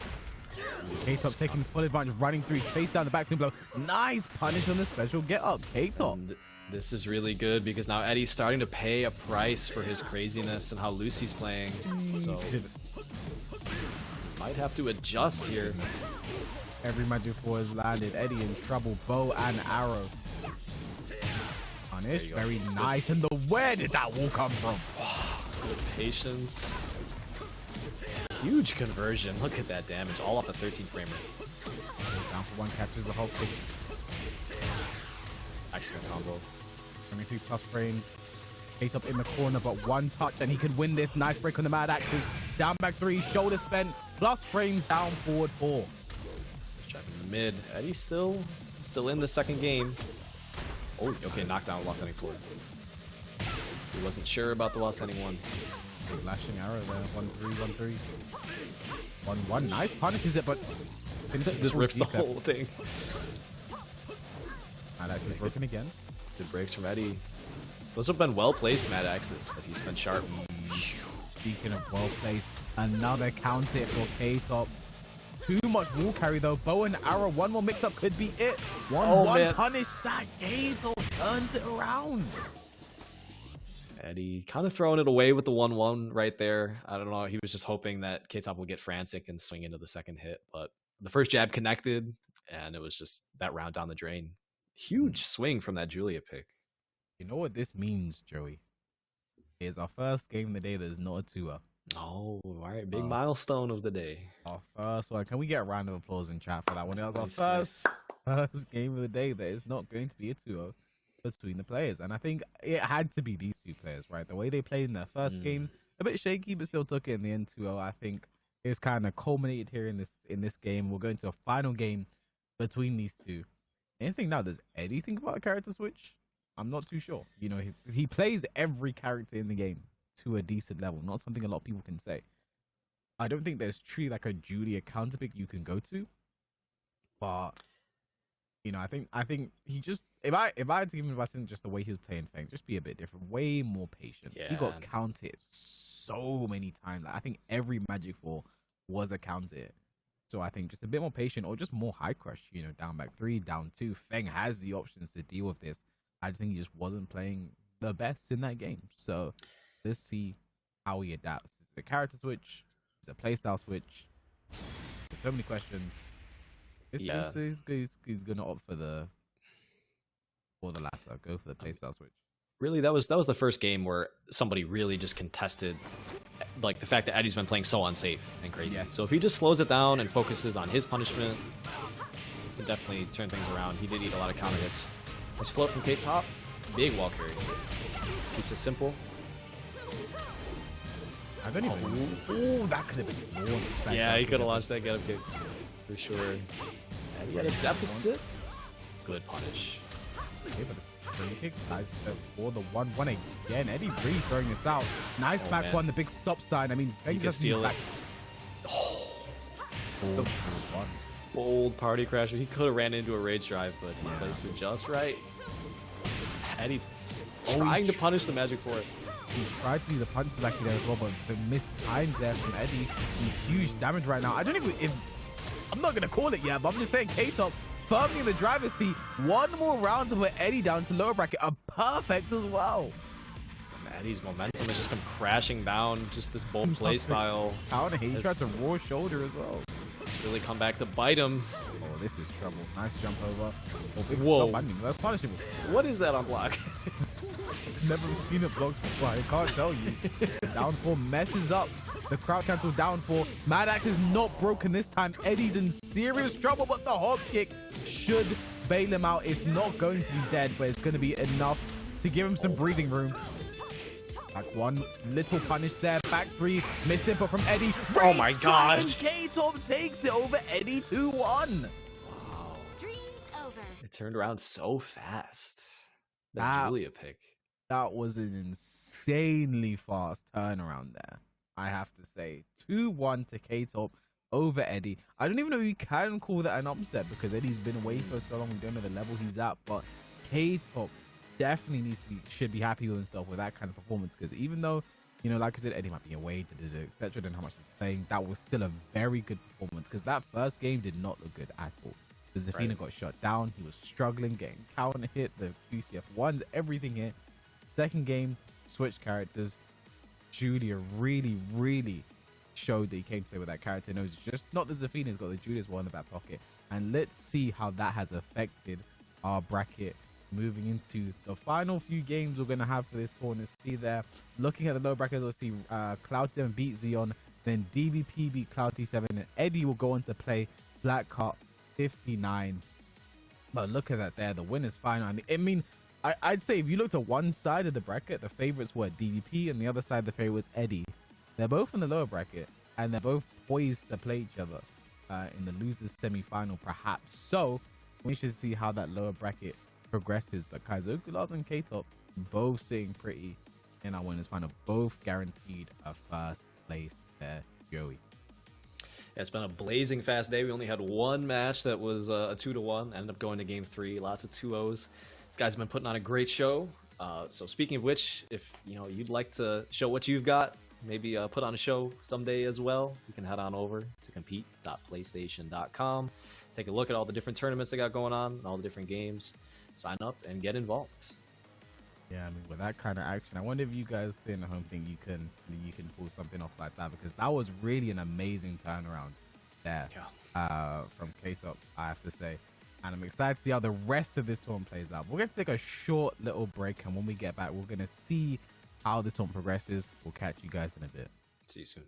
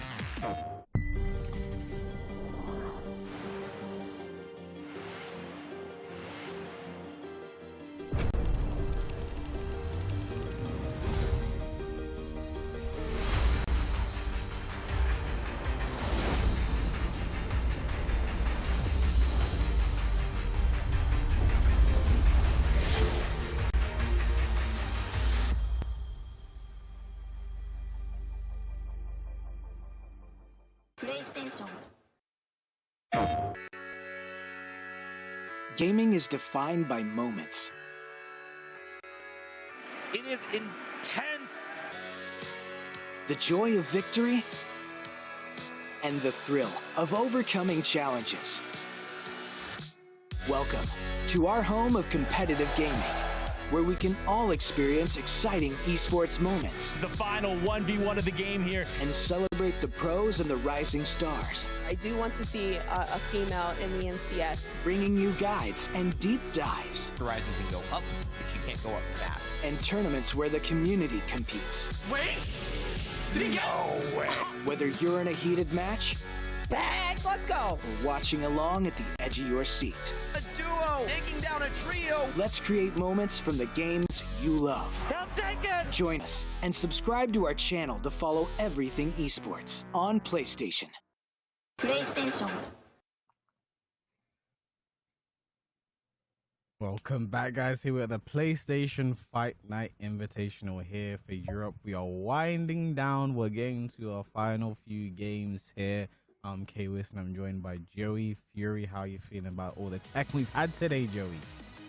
It's been, like I was saying earlier, blazing fast. These guys are just playing, just killing each other super fast. Only one match that went to the game 3. So I've been enjoying just the lightning pace of everything.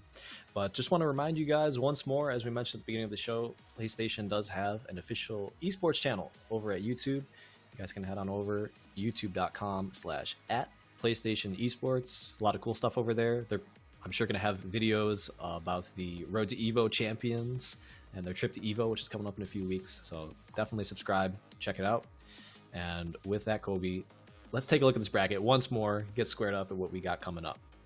Yeah, so take a final look at how things are going to play out before, you know, this is where things get really interesting. We have a top 3, top 4 action right now, waiting for Eddie versus Blackheart. See how that one plays out to cement our final players in top 4. I think probably our biggest, I'd say our winners finals would be an upset. Like I said, we might have been expecting DVP versus Eddie, but K-Top was an amazing performance, you know, over Eddie, especially putting out the Julia there. It's going to be interesting to see how Kaizoku Lars plays against that. And again, Kaizoku Lars kind of dismantled DVP, you know, to get into the winners final himself. So really going to be interesting to see how the rest of this develops. I believe we'll be starting with our upper bracket final. That's going to be Kaizoku Lars versus DVP. That we had that already. Kaizoku Lars versus K-Top. Actually there. And yeah, again, this is another first time for me. I don't think I've ever seen these two play. It's going to be Germany versus Greece. Both pretty young players as well. So interesting how this one plays out. Expecting Lars versus Zafina, but he could stick with the Julia, I think. And the Julia has momentum. I think it's really good to ride that momentum and see how it plays out. So, you know, what are you expecting here, Joey? I really liked watching the Julia just now. I mean, my own bias, I kind of find the character more exciting and interesting than Zafina. I just like the fast pace, the wall pressure, everything that he was bringing to the table there. The high damage was really cool. So I would like to see him keep rocking the Julia. I don't know what his personal preference would be fighting against Lars. I feel like either character, Zafina or Julia, can probably do fine right there, but it's a matter of what he's feeling. Like, Julia looks like it caught fire, so maybe he'll ride the momentum. Kaizoku, we know he's going to be going tried and true, sticking with the Lars. In his name, after all. Yes. Kaizoku Lars. That's one thing I don't like name mix-ups when you enter a tournament. You know, you see someone named like Jin Main 52 and then they're playing like Lucky Chloe or something. Mishima Master. Yeah. Who plays Zafina. There's a player in Jordan, Mohammed Mishima, who actually played Ling for a long time, which that was one that caught me off guard the most. Yeah, Mohammed Mishima playing Ling and was actually at Gamers Day early this month actually.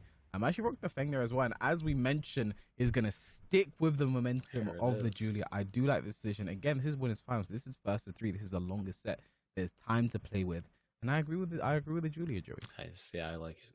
I was gonna say, not many people notice it, but I'm actually one of the name mix-up. No, yeah, people. you're I'm one of those. Yeah, you're one of them as well. I didn't want to put you on blast there, but like you're another. Yeah, I'll do it myself. Okay, here we go. Winners finals. It's gonna be first to 3. Freaking mad actually. Julia's Magic 4 actually is punished, but there are follow-ups to tell you. Follow up there, nice. No punish there as it flows. Wind rolls. Square up this wall. There you go. One of last and four. Great tracking there. K-Top in the condition first game, and that while standing 2-1 has been doing so much work. You know, saw great against Eddie earlier and still looking as good as ever. Full crouch mix. Yeah, people are really respecting K-Top's bow and arrow mix-up. They're just getting down there. His counter hit. Kazoku. Forward to plus 2. Oh no, gets the wall bounce. Okay, looking good. Bounce. Weird angle though.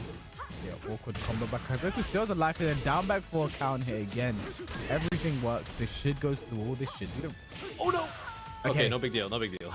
Had to hold my breath there for a second. Sorry, Kazoku. Going on rounds back and forth. Big whip. Little tap. A lot of magic force from K-Top. And that was his route to victory against Eddie, so... The aim was gonna fix it. Nice breaking the Mad Axes.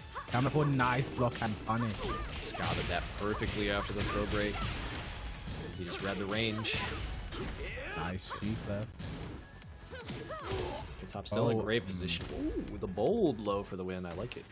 I like the timing as well. Waited for quite a bit because I think you saw Kazoku did duck for a second.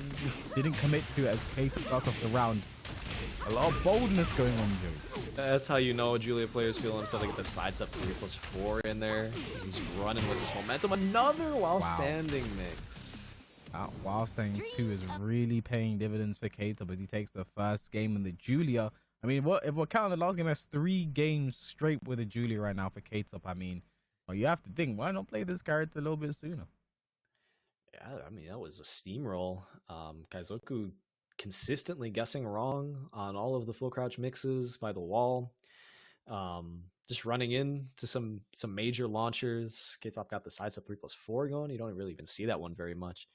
And wasn't really effectively able to deal with Magic 4. Even when they weren't hitting, K-Top's not really paying a price, just throwing it out whenever he wants. So a lot to consider there. Kaizoku's got to make some big adjustments. Yeah, I mean, you know, the first time we've really seen Kaizoku on the back foot today, but, you know, for K-Top, this is business as usual right now. You know, playing so well, you know, poised and ready to take this. But this is the longest set. This is the first 3. Kaizoku last knows this has been his position before.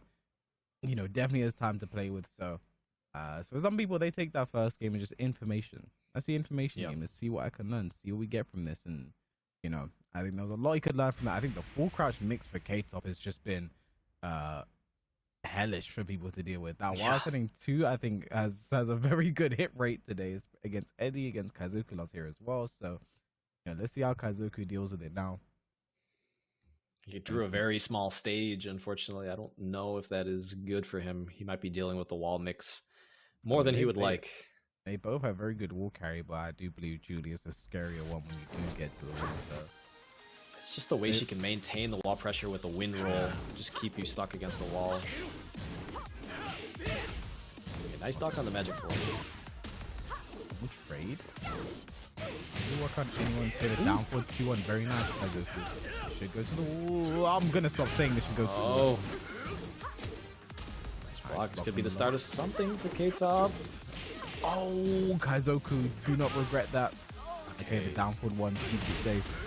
Spam it out, DF1 all day. A little tap. Good punish. That back for really looking for a counter hit right now. Nice sidestep again. Kaizoku lost making things with. He's not really acting out on his punishes, so you're gonna need to see that pretty soon. You can't let K-Top get away with too much. But just like that, Kaizoku gets the wall splat. K-Top in the corner. Nice block. Excellent punish. I like Kaizoku. that. Very well done. I can see Kaizoku starting to deal with the Magic 4s and the jab pressure. Whoa. Wow. He's getting his high crushes out there, but not a good start of this round. He's still in a good spot to close out, though. In the corner there. Nice. The lightning through. Kaizoku lost. Is he going to break the balcony? Yes, he is. Can he take to the next wall? Probably can. Of course he can. He's large. Huge damage. Looking very good for Kaizoku. No duck for K-Top. Big sweeps on both sides. The K-Top is one that lands. Nice Magic 4, and this should be the round for K-Top. He's not done yet. Classic trap for the Magic 4 right there. Kaizoku's got to stay stubborn, keep bringing the high crushes, try not to swing into these Magic 4s. Finishes Zika fully, but not late on the punish. -4. Ooh, with the hop kicks. Could go through, not quite. Okay, K-Top with the life, he's lashing arrow. one. Nice duck and punish from Kaizoku. Is he gonna break this? Ooh, tried to, didn't work out. Couldn't get the right angle. Oh my god, another hop kick. And I know these shutting it down. These are definitely frustrating Kaizoku Lars. I know that for a fact. Rage available now. Doesn't break the mad axes. And we'll go into a final round second game. It's bad. Don't want to go down 2-0. Yeah, it's really hard. It's really hard to come back from that, especially when you get reverse hooks as well. Like that does a big hit to your mental. It's not looking good for Kaizoku at all. Goes mid, no punish. Nice block, but no punish. He's looking a little lost. Can't find his footing. Gets drilled. Okay, here's his chance. This has to be something big. That side will need to stay away, but it just doesn't. Kaizoku goes low. The while standing for the challenge in the forward one. K-Top goes up 2 games to start this first of 3 off. Kaizoku Lars is in big trouble. Yo, the momentum from K-Top was crazy, especially in that last round. You can just see like Kaizoku almost just floundering, trying to find an answer. He's just throwing out down back 4, hoping that he'll catch, K-Top swinging with the magic 4. K-Top really just overwhelmed him with his offense right there. This Julia is a problem right now. Yeah, and it's like he's just continuing the momentum from the game against Eddie, keeping it going. Like Kaizoku Lars as well. Like I think a reverse sweep is one of the worst things that can happen to someone in a set, because that really hurts your mental. Because you start questioning yourself. You're like, I was winning. What happened? What did they do? What can I? You start asking questions, maybe too many questions. You start overthinking things. You start overcooking things. And Kaizoku Lars is now in trouble. He's down 2 games, and K-Top just needs to win 1 more game before Kaizoku Lars wins 3. It's easier said than done, but there's definitely something Kaizoku Lars has to do here, because he started off that game so well. 2 rounds pretty fast, consistently. You can argue he should have another round, but one thing K-Top is doing, I think, as well, because he knew he was 1 game up. I didn't want to say it, but the Kaizoku Claudio has come out. I didn't want to say it, but there is. I don't think the character was a problem. I think it was just more he wasn't really playing frame tight, because K-Top was challenging a lot. A lot of hop kicks, a lot of magic 4s. Exactly. He wasn't really just taking his frames and playing. You have to play, I think against someone like K-Top, you play a bit more by the book. Play the frames, play your advantage, take your plus frames, go from there. Don't try and overextend a bit too much. That's what's happening. That's what he was getting punished for, especially when he was 2 rounds up. So the Claudio is Kaizoku's. He's stuck with his character now for the rest of the set to see how it plays out. Definitely a better character in my opinion. That hop kick. Hop kick right out the gate. You see K-Top playing really aggressive. Went for the big low out the gate. Oh no. Gotta stay solid. This guy's playing crazy on you. Oh no. I guess the how did that what is going? That should have just broken the balcony, no? He got that unscaled last hit. It's so much. Kaizoku Claudio is in huge trouble right now. Act 3 nice. This is the kind of stuff K-Top does like to push the buttons. Side step back 1, very nice. This is gonna be no, didn't get the scaling. Back 3. Yeah. Okay, nice. That's the way to close. Yeah, maybe that's all Kaizoku really wanted, was like a nice string, like back 3-3 to really punish K-Top for being too aggressive. See him getting good mileage out of it still.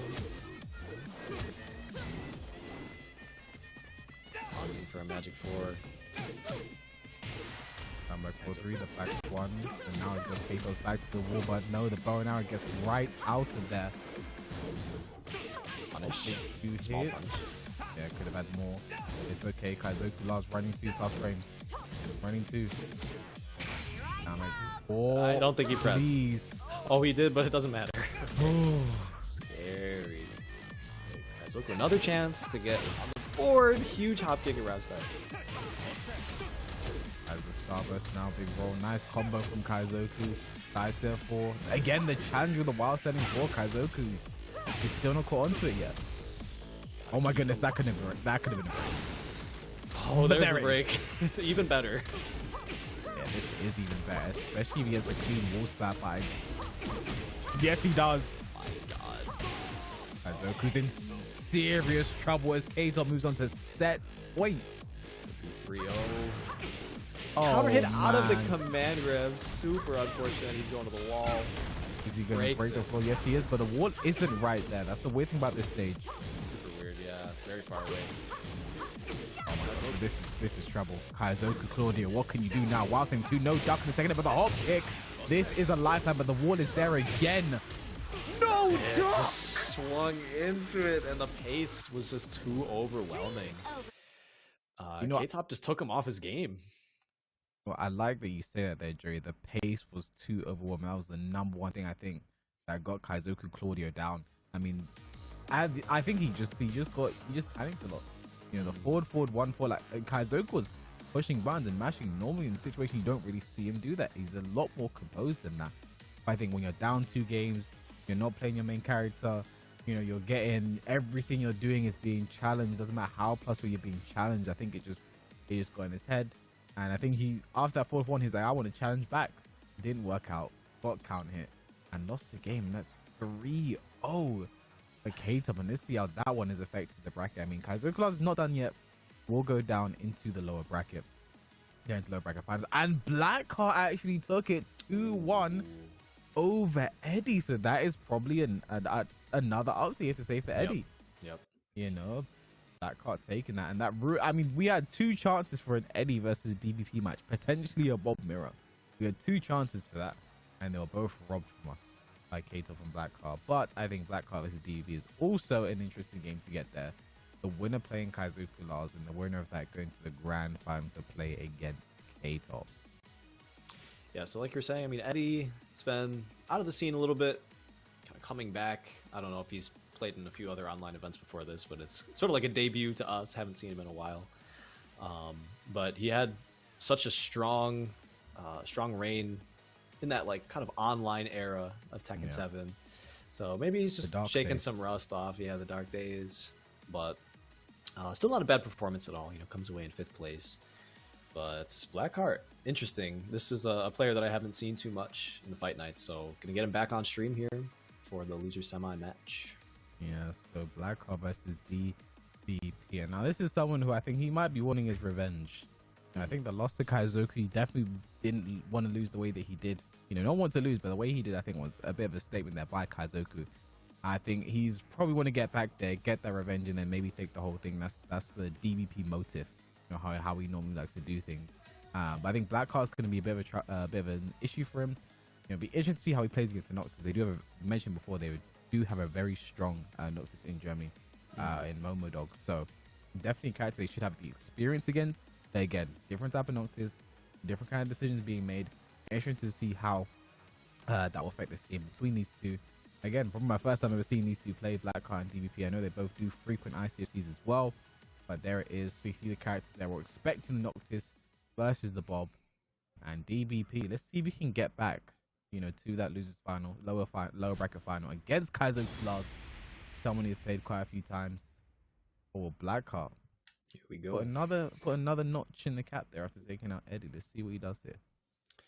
Let's see, fighting for a spot in that lower bracket final. K-Top sitting pretty in grands, but was a lot of final round situations for Kaizoku, so there's a possibility for someone to adjust and kind of figure out what K-Top's doing with that very fast-paced play. Let's see who's going to get there. Blackheart versus DBP on Souk.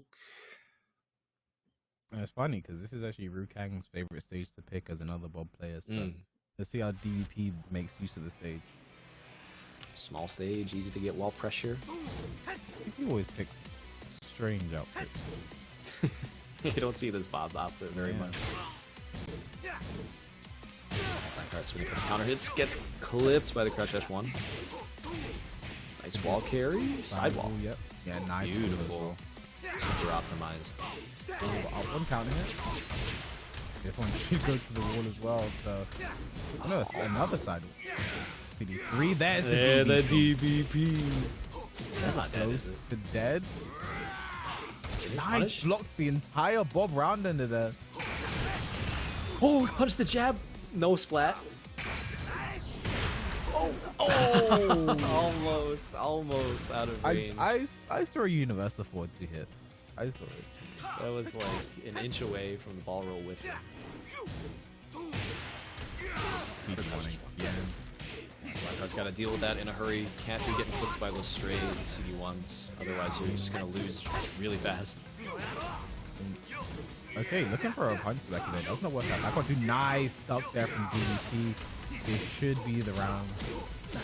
Ooh, cool combo. DVP combos, man. Never seen that in my life. We're never gonna see it again. Be up two.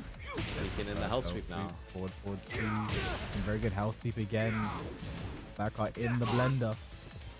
Just mixing him up. He's established that Blackheart needs to kind of keep still because the crouch S1s have been hitting.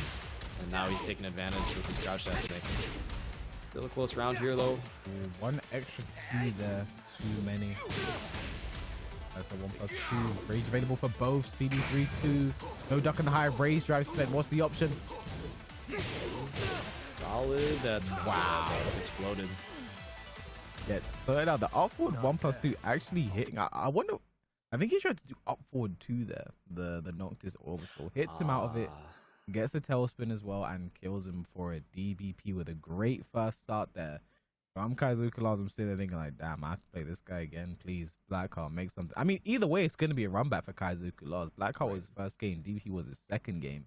So either way, he's got to fight a familiar foe.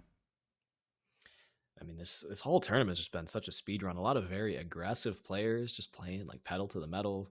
It's a 3-0 there for DBP. It's a tough one out here for the slower paced defensive players. They're kind of just getting run over, avalanche style. Big trouble for these players right now. But Blackheart can still make it happen. I think it wasn't like he got completely dominated that game, but you know, when DVP gets going, he's very hard to stop. And I think that's Blackheart's job. I think I want to see more of that up one as keep out. You know, it can really cause trouble for forward 2, for CD1, and for the hell sweep as well, because the hell sweep does not high crush initially. So you know, there's a lot of options there can stuff. Get the Forgotten Realm stage. Noctis pretty good. I think Noctis is very much a Forgotten Realm character. That Emo Man Sweet does break the floor. Has some very nice combos for the floor break as well. So I think, you know, I think Bob also decent this stage as well.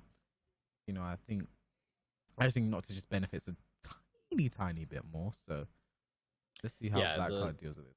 The down 4 sweep is huge. I mean, could be exactly what he needs, just something to shake up this match and really get DBP guessing, make him take the mix-ups, because that down 4 is going to break the floor for 60 damage or more.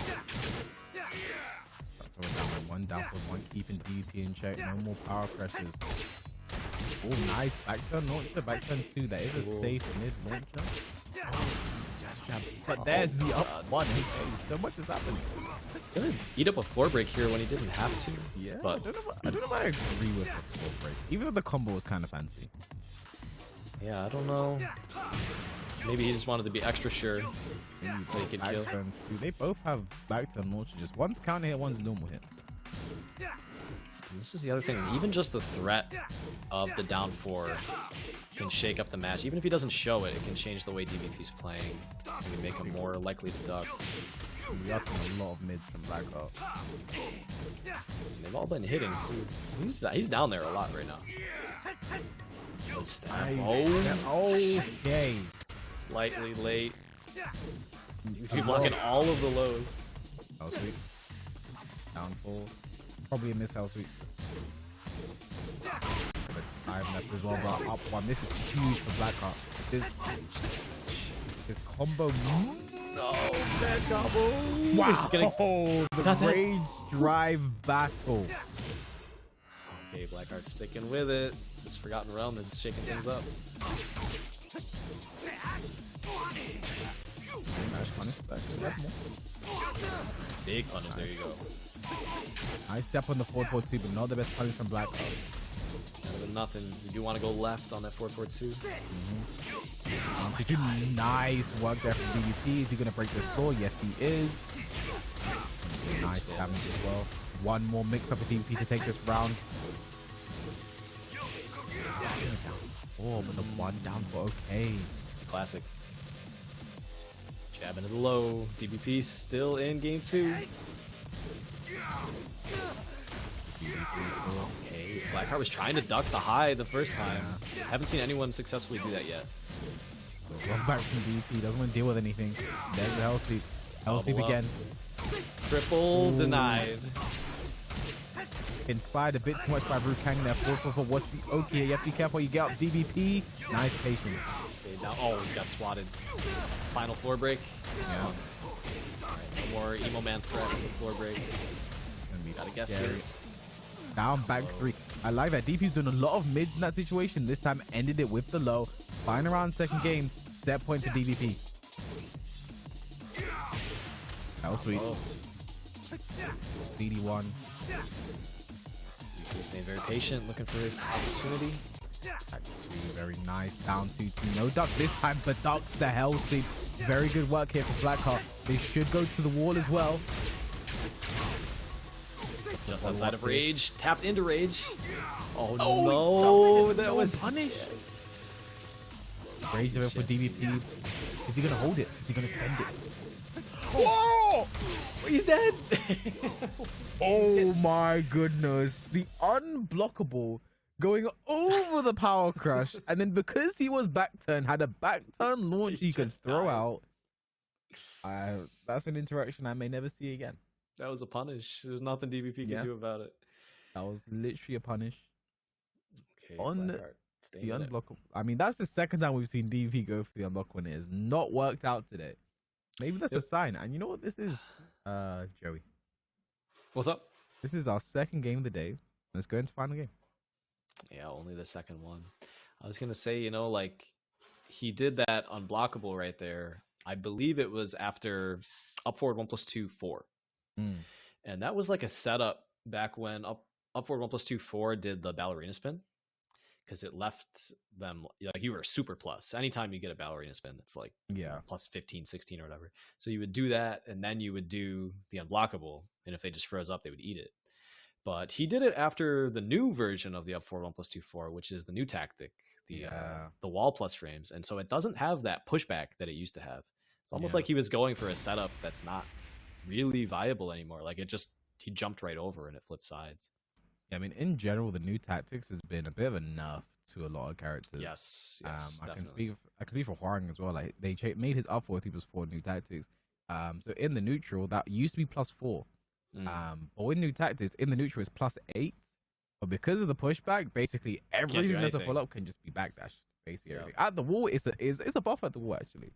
You know, because it's like it's +16 after the new tactics. But in the open, everything can be backdashed. So new tactics generally has been a bit of I kind of like it in the way like some moves that was super good at kind of a decent way to sort of tone them down. Yeah, Bob, for instance. That was a big one. So yeah, that was a wall splat before. Yeah, Kang actually scammed me with it in tournaments after the new tactics once, because I took my hand off the bag because I thought I got wall bounce, wall splat. But I forgot it was new tactics. I could keep playing. So. Yeah, a little adaptation period. All right, DVP getting the sidewall. Not dead. Very available. Blackheart's gonna send it back to the wall. Emo man running, not gonna be dead. He thought he'd get a wall splat. He was looking for it. Maybe a little greedy. It just wasn't quite the right distance. I wonder if finishing that would have been enough to kill DVP. I think he would have lived a little bit, but he would have been in a better position to close it. Yeah. Nice ball there to Blackheart. Okay, not gonna finish it again. He needs to finish this just a few times maybe. Or there's a chance he could be going for the just frame version and then just messing it up. Okay, 1-1, totally even this set right now. DVP starting off aggressive. Big crouch dash mix. He's going nuts with it. Trying to catch him moving on wake up. This is generally what I believe Noctis struggles though. DVP with a huge life lead. Noctis doesn't have like the best lows or way to poke you down, so honestly bring back this life lead. So let's see how he tries to do that. Forward to DVP just getting hit right now. Catching with the mid. There's still a small life deficit. Punish. He's got to make something happen with rage. Oh my god. A whiff punish launch there could have changed that entire round around. Instead, we are now on set point for DVP. Moving to the lower bracket final. The play against Kaizoku last. Running that crouch S3. He loves it. Not low. Big low there. Even on live. That my former for C plus frame does it again. A nice. Oh, I think that was while setting 2-2. He messed it up, and somehow Bob went under the down forward 3. One day Bob will pay for his pride. That's what I'm down to. Okay, good conversion. Blackheart just hanging on. AP here. Needs this round to stay alive. Nice stuff. 2-2. I think we're gonna get our final round. Joey, rage available for DVP. Don't speak too soon. Oh, it's over. There it is. The power of the curse of the commentators. DVP is gonna take it 2-1. Want that to happen, man? Did you will that into existence? I just wanted to see if I could do it personally. You still have the power. I just wanted to see, and just like that, DVP is going to take it. Get his run 2-1 back. over Blackheart. I mean, a great run for Blackheart, though. You know, just taking it over Eddie to get into that point. As we now get into the lower bracket final between Kaizoku Lars and DVP, an all-German affair in that one. And both of them, you know, looking to potentially get a run back on K-Top. Wait, not both of them. DVP didn't play K-Top. My mind is not in. My mind is not in a great place today. This is a run back right here. The lower. Yeah, final this is the a run back. That's what I meant to say. It's all the Ks. Kaizoku, K-Top, K-Wisp. My head is just, it's all over the place today. But needless to say, a great showing there from Blackheart to get to that point. You know, In the money too. Yeah. $50 for fourth. Not going Yep. away empty-handed. So that's what's up. yep, top 4 placement, and I think, you know, only the best players, you know, in this tournament really get to go against, you know, Kaizoku, Lars, DVP, Eddie, and still, you know, looked like he belonged. Had a great show, and love to see even more of these as well. So I think we might take another look at the bracket to see how that has facings out for today. We're gonna have K-Top sitting in the grand finals, and the lowest side is gonna be DVP and Kaizoku Lars. The all German affair once more, Joey Fury. And I want to know your thoughts and feelings on this. When it comes to a run back in tournament, how do you sort of approach it, especially with someone who beat you 2-0 in the kind of fashion that Kaizoku Lars lost it, that DVP lost it? It's really so important, like, if possible, that you go back and you watch the footage of what just happened, because you're gonna have like this picture in your mind of how the match went, but it's very like informed by your emotions, like the fact that you just lost. But then there's like the reality of it when you just go and like watch each interaction of what actually happened. You can look at it a bit more detached, not so emotional. So, you know, I don't know, like this all in the same tournament, if a player would have the opportunity to go back and watch it, but you gotta just think about those key interactions that you were losing and come to the table with something new, especially if it was a 2-0.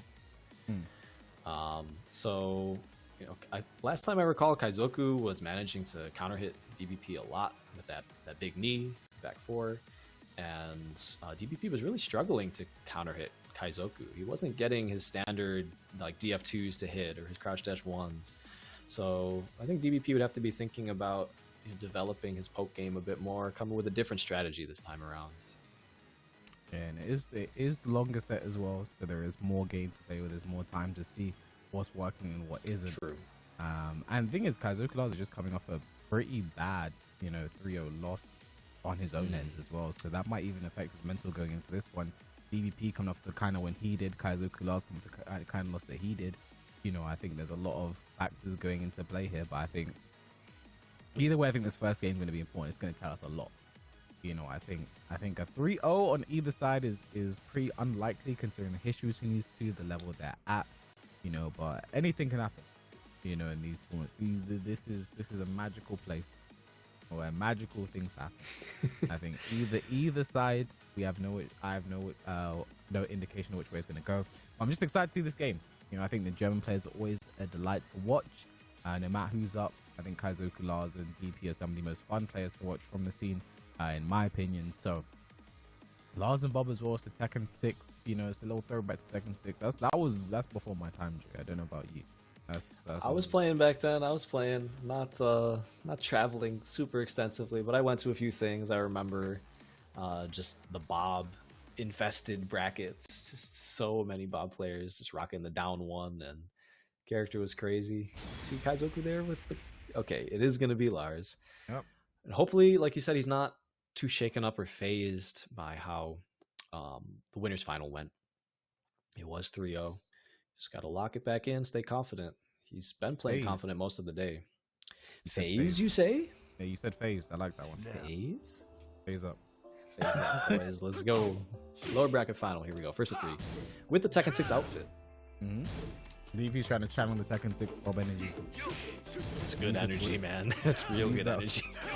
Need that win any way you can get. While playing 2-1, nice. I like that as well. Kaizoku Lars playing a lot more tight this game, not giving DVP the leeway.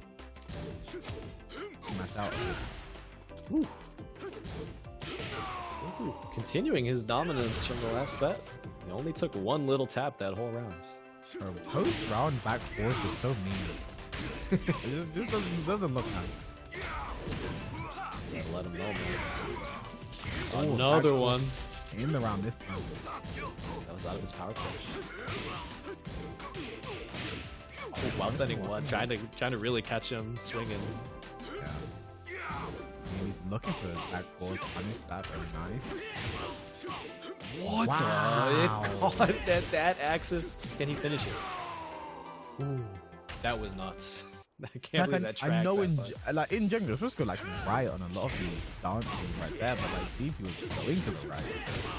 This is crazy. Kaizoku's got his number today. Unless DBP can. I love that movement there from Kaizoku. Dashing up. Really varying his approach. Really did nothing for him, to be honest. Swinging, looking for big strikes. Both these guys. DBP trying to get back in this. Oh, he finished the string. What's he got? Is that? That's DDP, so it's dead.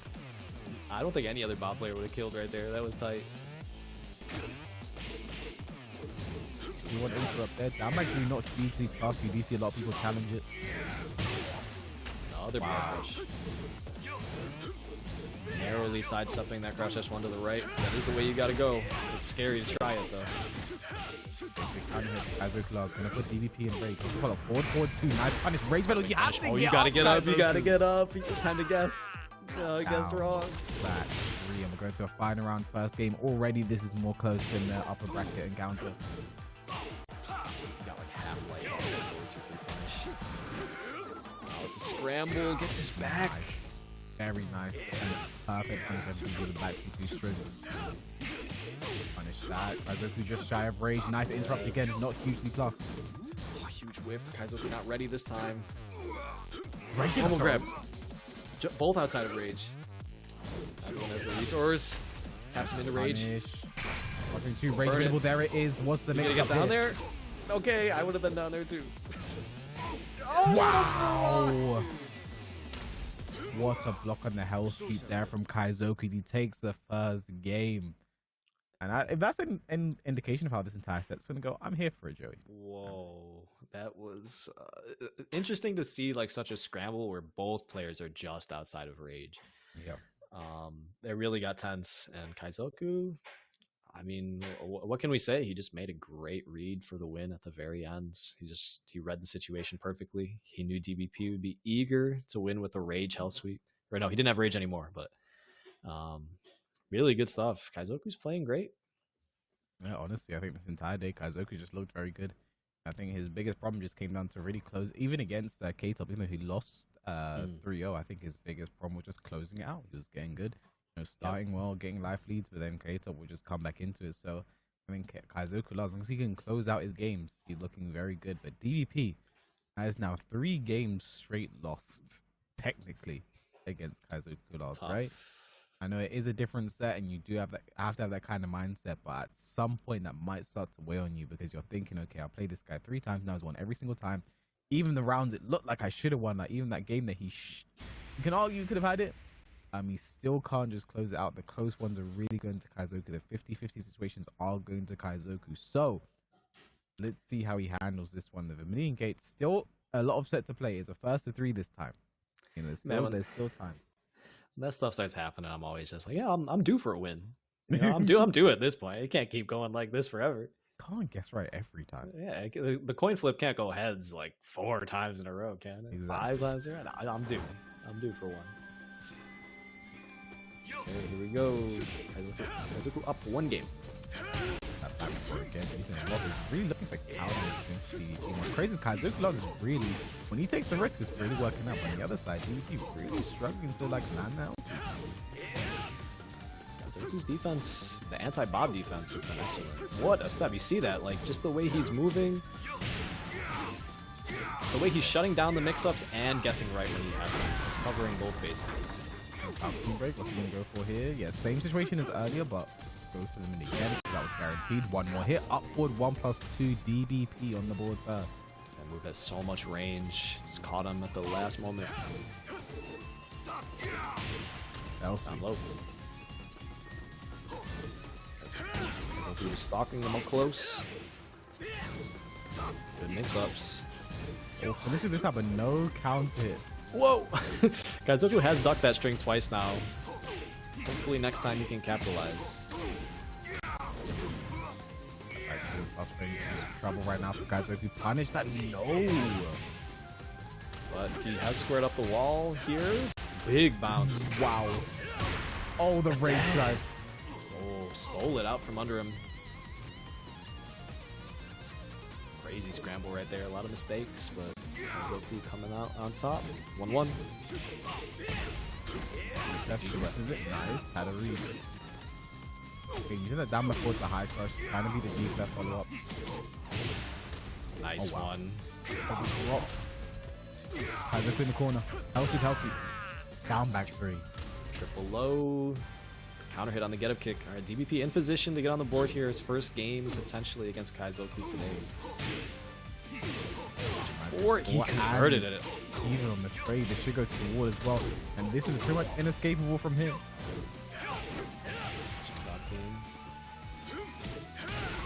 Okay, being low. Mid punish, that could have been launched from there. Yeah, 15 with no pushback by the wall. DBP's gonna take it.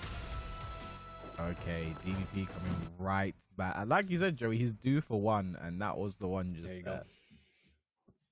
Yeah, it's his first game on the board against Kaizoku, and I think that was very comfortable as well from DVP. Kaizoku lost. Definitely one panicking there on the back foot, making some pretty poor decisions.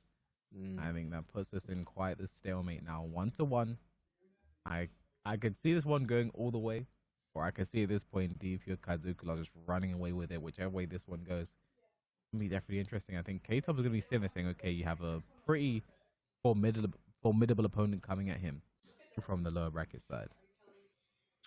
Yeah, you know, like Kaizoku, he was down quite a lot on life in that last round that we just saw, but it's something we were talking about earlier. Like, you really got to push your best effort for the comeback and make sure that they feel scared of you.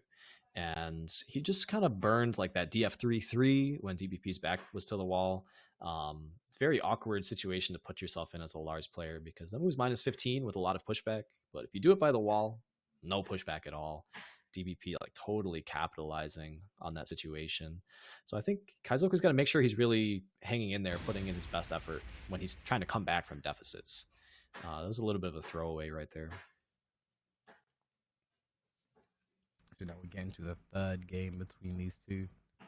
Again, not the last game. This is a first of 3, so there is time. We can adapt. The Mishima Dojo, a pretty fair, even stage between these two.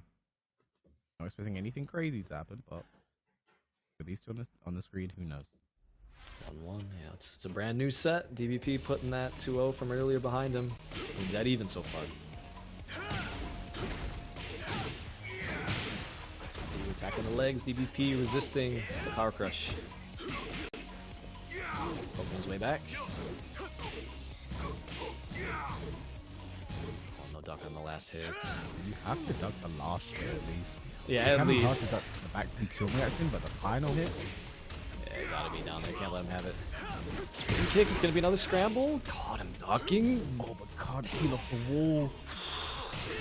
Terrible sideball situation. He throws out the jazz hands for the win. Under the jabs there before 1+2. Eating the highs, that's what it does. Hey! I've seen Bob's R4-3 do that too many times, I'm not even surprised. What gonna do? What a whip punish. Alright, Kaizoku back to himself with the whip punishment, but unfortunate drop at the end. Okay, He's definitely feeling stuff right now. Just finishes the last in 2-1. Throws out the shoulder there. I like that punish from DBP. He's still sharp. They're both sharp. Rage available for DBP. We've seen him use it. Don't give him the Oh, chance. The no. flying jambon. The flying jambon for the win. Half-life. Shout out to Kane and Trench for that one. He's told me a lot of Bob move names. Dude, Bob's move names are hilarious. They're all food related. The flying jumbo. What's funny is last thing 2-1 is spinach up. I know Bob isn't eating spinach. Oh man, it's like he eats everything. Gotta stay big and healthy.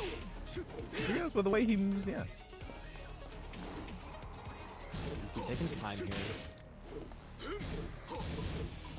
A little bit of a deficit. Bad Countered it. huge. I think 2-1 finishes it, gets punished, Rage available, and Kaizo Pilar does not give him the chance to use it. Okay, no big comeback this time. He stayed very solid. Checked him with the mid immediately. No flying jam bomb this time. Nice. Narrow splat. Managed to convert the whole thing. That was nice. Look at the up loss. I mean, that was a Kazuya player punish right there. If I've ever seen one. Working on safe mid, do a hell sweep, and we're going to a final round, third game between these two. Snap.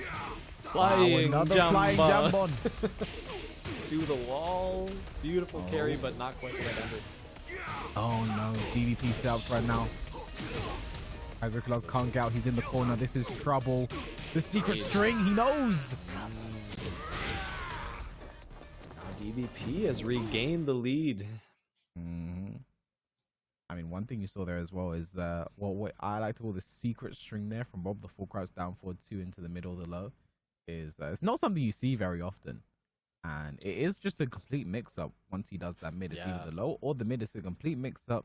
I think characters with parries can parry the mid because it's a mid punch, but other than that, you just have to guess between the mid or the low. It's a crazy round ender to throw out, and it helps get DVP that win there. And now this is trouble city for Kaizoku Lars, because again, he looked so good that game, was pushing the issue, was putting DP's back to the wall, looking good, you know, pressuring him, challenging him at great times, but still managed to lose the game. It's the same story again earlier against K-Top. Still after looking so good, manages to lose the game. And now for DBP, he's up, he's feeling good, the momentum's in his favor.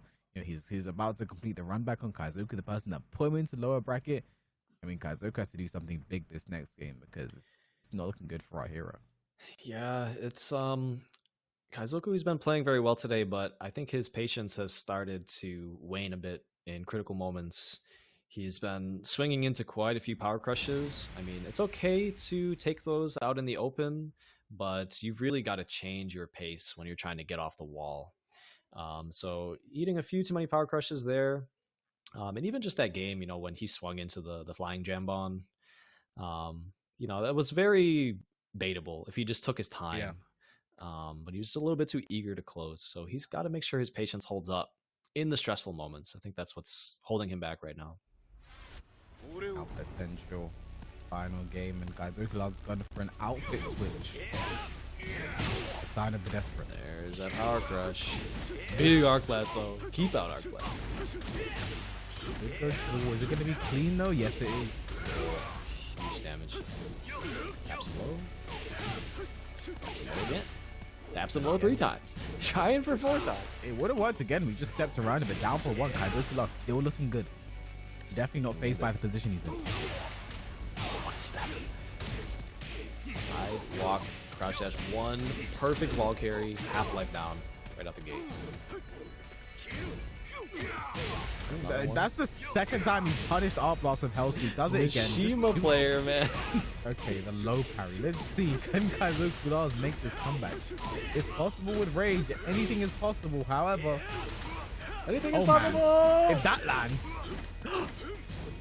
Oh, snap. I saw it. I could see it happening. Man. I got hit by that low. That was an amazing block. Yeah. I think from that range, I don't know. I think it was the best thing to do. Yeah, maybe he couldn't have really threatened with any big mids with that range. Very nice punish DVP. Setups. The old Tekken 6 bound move out of nowhere. Oh, this is trouble. One that makes regular throw. Kaizoku Lars, you're in trouble now, son. So the last thing he expected, empty roll into normal grab. Keep him on his toes. L sweep. Uh-oh. CD1. That one goes under the CD1 that time. You hear the Lars theme music though. He's got a shot. He's gonna dig deep. Another right now. They go to the wall.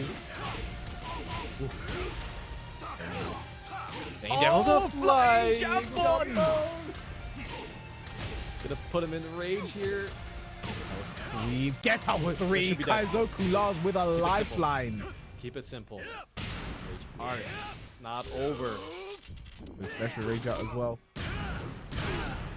Sick. And he stayed down, changed up his wake up timing, caught the counter hit, get up kick. Still in this to win this. Kaizoku Lars, you need to make this one count. He's let it slip in this situation so many times today against K-Top, against DB earlier. Can he make this one count? Oh my god, another flying jump on! And he converted it out the air.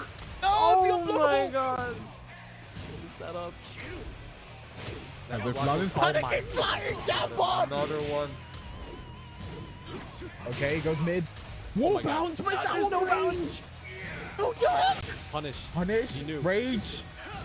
Kaizoku! Regular move broken, he's gonna rage drive! What's the mix? Oh my god! I don't believe it. No, not like that, dog. Kaizoku, I don't want to see my boy go down like that. He challenged the rage. Heartbreaker. Oh, that was something. That took my breath away. I felt that one in my chest. That I was had- standing for. I had to take an extra second to think who actually won that round because I couldn't see for a second. They both took so much health, got taken off. I thought it could have even been a double KO in the end, but in the end, I don't blame Kaizoku for the wild setting forward there. I think he was kind of probably expecting maybe the sweep or something, but you know, that was a heartbreak city for Kaizoku Lars.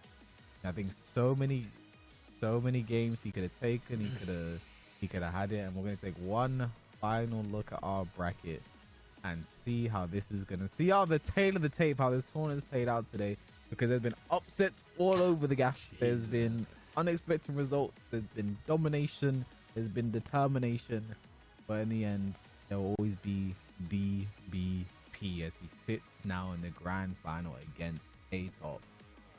And Joey, Bro, this what has a been match. This Yeah, has dude. been a day. The flying jambon, man, it just rocked his world. Like, what can I say? That's the move of the day. It really is the flying. I mean, I think every single one pretty much in that final game. I think every single one hit. Yeah, he was don't converting think- him out the air, man. He Yeah. snatched him out the air with then back to like He was that was he was so ready for it. the moneymaker right there. Yeah. So unfortunate commissioning to Kaizoku Lars. He ends the tournament run in third place after Yep. such a great start of the day, such a great showing. It's unfortunate, but I think he could definitely hold his head high. He gave us some amazing games, looked so good in so many situations. Just a bit unfortunate. There's a lot I think he can look back and go over and improve from, and I hope he does that. I know he does. It's studious young individual, but now we're going to get into the grand finals. Now it's going to be K-Top, it's going to be DBP, and if you look at the names, I think DP is the one you expect to be here, but K-Top definitely is a bit of a shock if you're not really tapped into a lot of these tournaments. And to think as well, you know, the first thought on my mind is what character does K-Top go for, Jury? I mean, we saw the Julia earlier putting a lot of work, but he's known for that as a Athena. So in this kind of situation, what are you going for, Jury? So it's interesting. We haven't seen this matchup yet. These two did not encounter each other today, if I remember correctly, right? So they're going in blinds. I think, yeah, if you're K-Top, you got to keep rocking the Julia. Julia's been too good to you. I think she's good here against Bob. Really, like, I don't know how much it's going to come into play, but what I'm thinking about is just how much DBP loves the Power Crush. Particularly when he's got his opponent cornered. And Julia has a very unique, interesting mechanic in her 12-frame punish to back, and that it can get you out of situations where your back is to the wall. But K-Top, not even going to opt for it. maybe the Julia will come out later. He does have time to settle in and figure out how he wants to play the long haul. So he's going to go with the Zafina here. I mean, these two have played in a lot of these tournaments. I have no doubt that they have definitely faced against each other multiple times. And for K-Top, maybe this Fina has been the answer him multiple times. And again, he is on the winner's side. He does have a set to play with. DP needs to win 2 first of 3 if he wants to win the entire tournament. So he has time to play with. Zafina, just go with the main, see how it plays out. I think knowing he has such a strong Julia in his back pocket, you know, I think is very good if he does start to go down in this step. But let's see. This is a really annoying matchup for Bob, by the way. Yeah. It's like just so hard to keep her under control. DBP is a Bob master, so he should have some ideas for how to get it done. I think the Mantis and the transfer stances can really start to cause some issues. For what we see, it's already beginning. Yeah, man, I've seen her down 3 go under Bob's DF2, and that's like the move. That's the move to keep him off of you. So K-Top chilling on his life lead, running away. Doesn't want to overextend. Nice block on the Easy sweep block there. for him. That was great. I think the first time we've seen a sweep block today from DVP, so K-Top with all the momentum going into this, especially with how he dismantled Kaizoku Lars earlier. Nice punch in the last ending 1-2 though. Textbook defense right now from K-Top. He's just getting his life lead, running away. He's doing it very efficiently. Taking him frustrating to go for counter hits as well. Just, very textbook again. Wow, so many counter hits for K-Top today. He looks really dialed in. What? And when he does go crazy, Jambon. dude, finally opened up with something crazy, and it was the perfect time to do it. K-Top's will spend a lot of time watching as well. Got into our winners grand finals quite a while ago, so nice to see that he's still fresh and ready to go. It's interesting. He just punished Bob's power crush with Zafina down back 2. Yeah. Not optimal, but technically a true punish. And looking at down by 3 though, the rollback. Look at the life lead now for K-Top. I mean, DVP has definitely dismantled life leads like this in the past, but K-Top is not going to give him the opportunity. 4-4-3 plus frame down for 1. No dart. Just keeping him out so Wow. well. Wow, K-Top is really dialed in right now. The block on the hell street, the block on a lot of the lows right now. He is reading DBP like a book, and he's really got to switch something up if he wants to take this, because that was just, to put it lightly, that was not the start that DBP wanted. That was crazy. That was just like perfectly played. He was just keeping him out with the down back 2s, with the 1-3s. Just get away from me, get away from me. And when DBP finally did work his way in, K-Top was ready with the right read. Like, okay, I've kept you out, built up this life lead. Now you're going low. And he was just down there. Perfectly played. I mean, it's definitely going to be a struggle for DP moving forward if it keeps going like this. But, I mean, what a start for K-Top, right? Because the character we saw him really dominating with earlier was the Julia. That was the character that really was getting the games like that. But the Zafina still able to do the exact same thing with the main character as well. And you know, I think when you're down on the lower side of the bracket, you have to make the reset as well. Like going down like that is not what you want to start your day. So K-Top, you know, just keep moving forward. Just 2 more games and the tournament is yours. That money is yours. And for DBP, the mountain just seems to get It just got a little bit higher. Yeah. Gotta run a little bit deeper now. He's gonna going to switch. Aha. So we have seen him pick Fang in these tournaments before. It's not a common thing for him to do. Just thinking about it, I don't think I've seen it work out for him that much. But unique situation. I think, yeah, Bob does not play into Zafina very well. And like we said, Fang is pretty good here. So it could be a good tactical choice, but he's got to make sure that he's locked in right away because there ain't much time left. Yeah. I mean, one thing as well I like to see is if people, they've got to, you know, don't just pick a character because the matchup's good. I've seen people do that before, but they're not playing the character well. Yes. You know, you gotta play both. You need to know why the matchup is bad and play towards that. So let's see if DP has his answers. Right now, a lot of ducking going on. That's not a good down back 3, I mean. He's got the wall here. Big damage coming. Sidewall. Sidewall turns into a normal wall. Yeah, it's converted. On the 3, that's a 1+2. The wall setting 2. DP doing a lot of feints right now, and nice gets the back turn 1, guarantees the shoulder. That was nasty. I love that combo back turn 1 in the shoulder.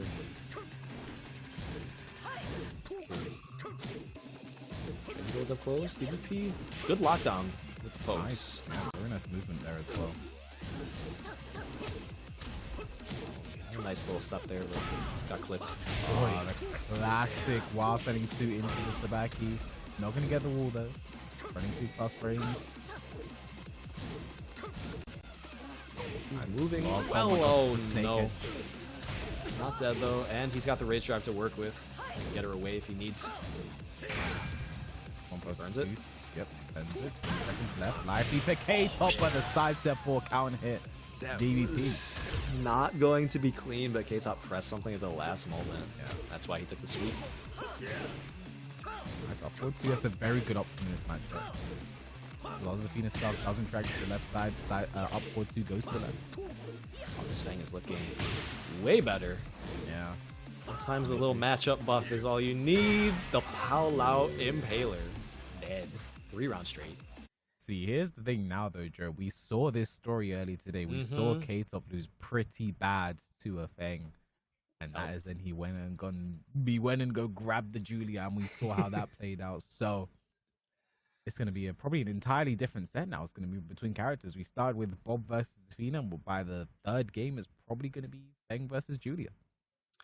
Yeah, I mean, it could be a lot of back and forth matchup counter picks throughout this set. I mean, I think based on how that went and based on how generally uncomfortable he looks against Fang with Zafina, it's definitely Julia time. If he wins that, you know, DVP could theoretically bounce back to Bob. But we'll see if he can catch fire with this Fang. I think it's definitely Julia time, though. Yeah, I mean, I think in general, apart from, you know, the matchup being particularly good for it being in Fang's favor, I think K-Top kind of struggles against Fang in general. You know, with certain things, especially when he's playing this character, because just 2 things on top of each other. But the Julia, I think just the confidence that exudes when he is playing the Julia makes it that much more difficult for the Fang player. We saw it earlier against Eddie. You know, the Julia versus Eddie was just Julia versus the Fang. It's weird because Eddie's a character name and a player name, but the Julia versus the Fang did a great job. You know, so I think that's probably what we're gonna see here. Let's see how this set goes. Because I think this next game is crucial. Whoever wins this goes up 2-1. If K-Top goes up 2-1, that's 1 game to win the tournament. DP goes up is 2-1 to win the. No, he's sticking with it. So he's ready to problem solve with his main character. Hopefully, yeah. This matchup is a bit tricky. Got to deal with just some crazy offense from Fang always, but let's see if he can lock in. I don't hate the decision. I like when people try and it's a difficult matchup. Let me figure out what's my main character. I don't hate that. But the only reason I'm surprised is we saw how well the Julia did against Eddie's Fang earlier. Maybe he reasons that it was more a player matchup thing, just the way Eddie was playing. What the? What a trade. They might have been looking for a generic down 4 and got Fang down 4, which is a special input. Yeah, you gotta get down 3+4, a bit of a Fang specialist thing.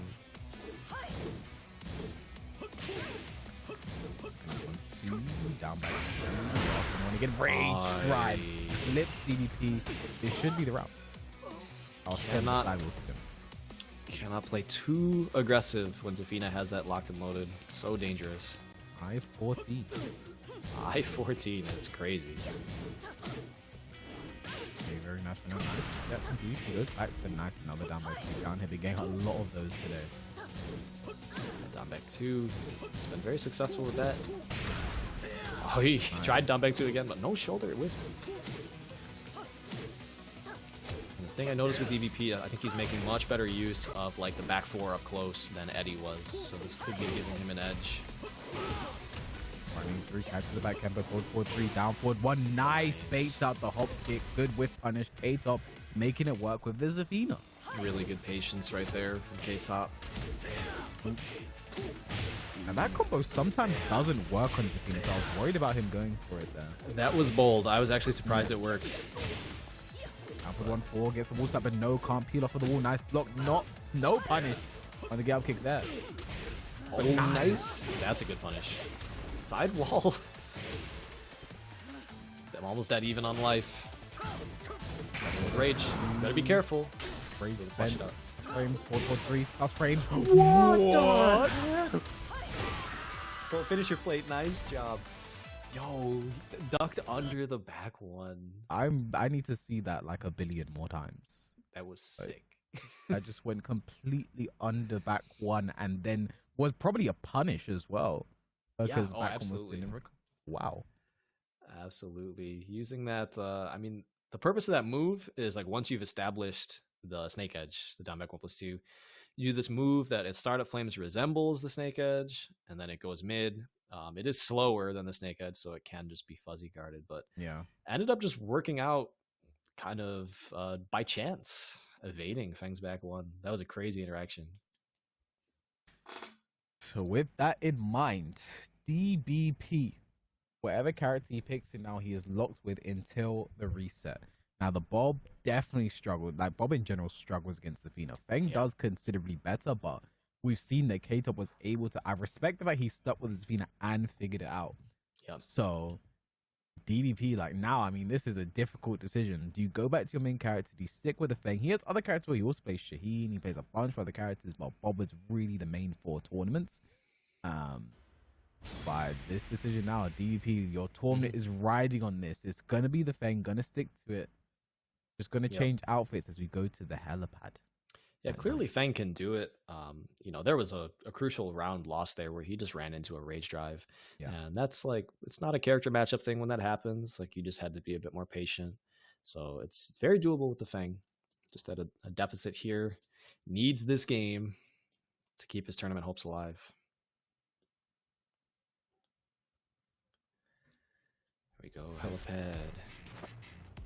Potential final round between these two. Final game, sorry. Nice low parry in the down three. Excellent stuff. Good combo, perfect.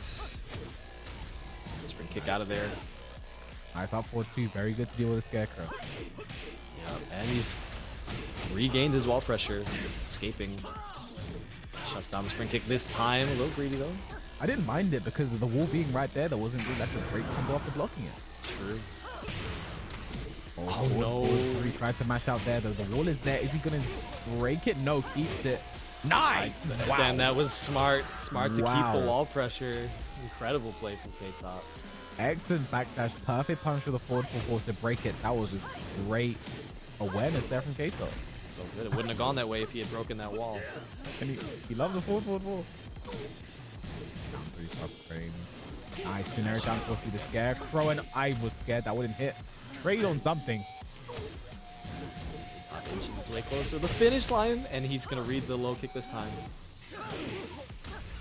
Over the down 4, back 3. K-Top 1 round away from winning your tournament here, being your PlayStation Fight Night Invitational EU champion. Tournament point, K-Wiz. This time's DVP super on the back foot. Combo hits again. Work out again. At least that's going well for him. To the next wall. What? I don't know what he's trying to do there, but did not work out. Has a life lead, so afraid K-Top's gonna get this combo. I think he misinputted his generic low kick. He got down 3. In huge trouble. That's gonna be GG's. And just like that, K-Top is gonna be your PlayStation Tournament's Fight Night Invitational champion, taking it 3-1 over DBP. And I think that was that game that DP won. That was the only game K-Top lost the entire tournament. That is nuts, man. That was an insane run. 3 over Kaizo Kulas, 3-1 over DP. You have to say these two. Sorry, 2-1 over Eddie. Actually, there was Eddie as well. So, like the play, literally had to play the best players in this tournament. You'd have to say. If you looked at the list of names, all the favorites, K-Top beat them all. Took it in grand finals. No reset. Amazing, amazing work. Good job as we look at this bracket. I mean, Eddie. I mean, starting with Xeon as well. A tough first game. Xeon, Eddie, Kaizo, Kulas, and DVP only dropping 2 games against all of them. What a run from K-Top. It's not something we were predicting. I think at the start of the day, we were talking about Kaizoku being very dangerous, DBP having won one of these before, at least one, Zayon making deep runs a lot. We were talking about Eddie. K-Top was a little under the radar, but just like eventually steamrolled the whole bracket, only dropped 1 game all day. What a performance. You know, congrats to our champ. That was incredible. Oh, amazing performance there from K-Top. I mean, you know, I think a bit of underperformance from someone like Eddie, for example. We expect to go a bit further, but like that just came down to K-Top. You know, picking the Julia, played amazingly, shut down Eddie completely, then losing to Lindos the Blackheart later on. Another person who's a bit of a surprise, you know, for today. And then Kaizoku Lars, I think, you know, almost my MVP of the tournament. I think his win against DP was amazing. Against K-Top, I think just was struggling to close out those rounds and goes down to play against DVP, and DVP was just ready for the run back. The flying Jambon was that's my MVP of the tournament, the flying Jambon. Yeah, definitely MVP. Bob up forward 3 is my MVP of the entire tournament. So shout out to all the players. You know, like what a performance, you know, from all of them. And great to see all of these guys competing. If you guys want to compete in these tournaments, remember you guys can go to compete.playstation.com. You guys can sign up, get involved. Maybe we'll be commentating one of your games one day. Maybe you will have to take on the legendary K-Top and try and stop one of those performances. Stop one of those flying gem bonds.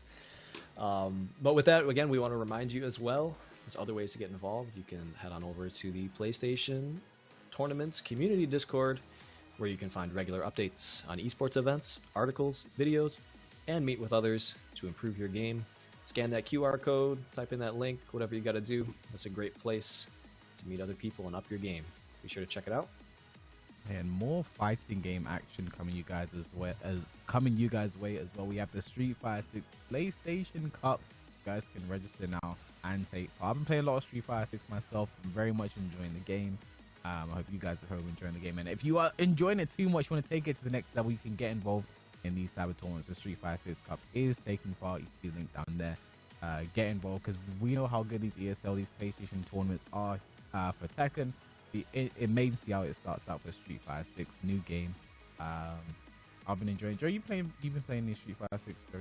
I've been doing some combo trials. That's pretty much the extent of me getting into it. But you know, maybe when Tekken World Tour calms down, you know, I'll give a closer look at learning some Street Fighter 6. But it is really fun. Definitely. Yeah, that's going to be all from us. Yes, sir. Today, you know, we had an amazing tournament. Shout out to K-Top, your champion, commiseration to DVP finishing that second place, and Kaizoku Lars, you know, my little mini MVP for his run he had here today. Thank you guys for watching. Joe, you got any final words for the people before we sign off? No, I mean, it's been a pleasure. It's my first time on the mic with you today, man. So it was a lot of fun. And just watch out for us at Evo, the Road to Evo Champions. Cool. They're going to be doing some stuff, some videos on us. So like we were talking about the PlayStation Esports channel on YouTube. And yeah, that's about it for me. It's been a pleasure, man. Thank you guys so much for watching, and we will catch you guys next time.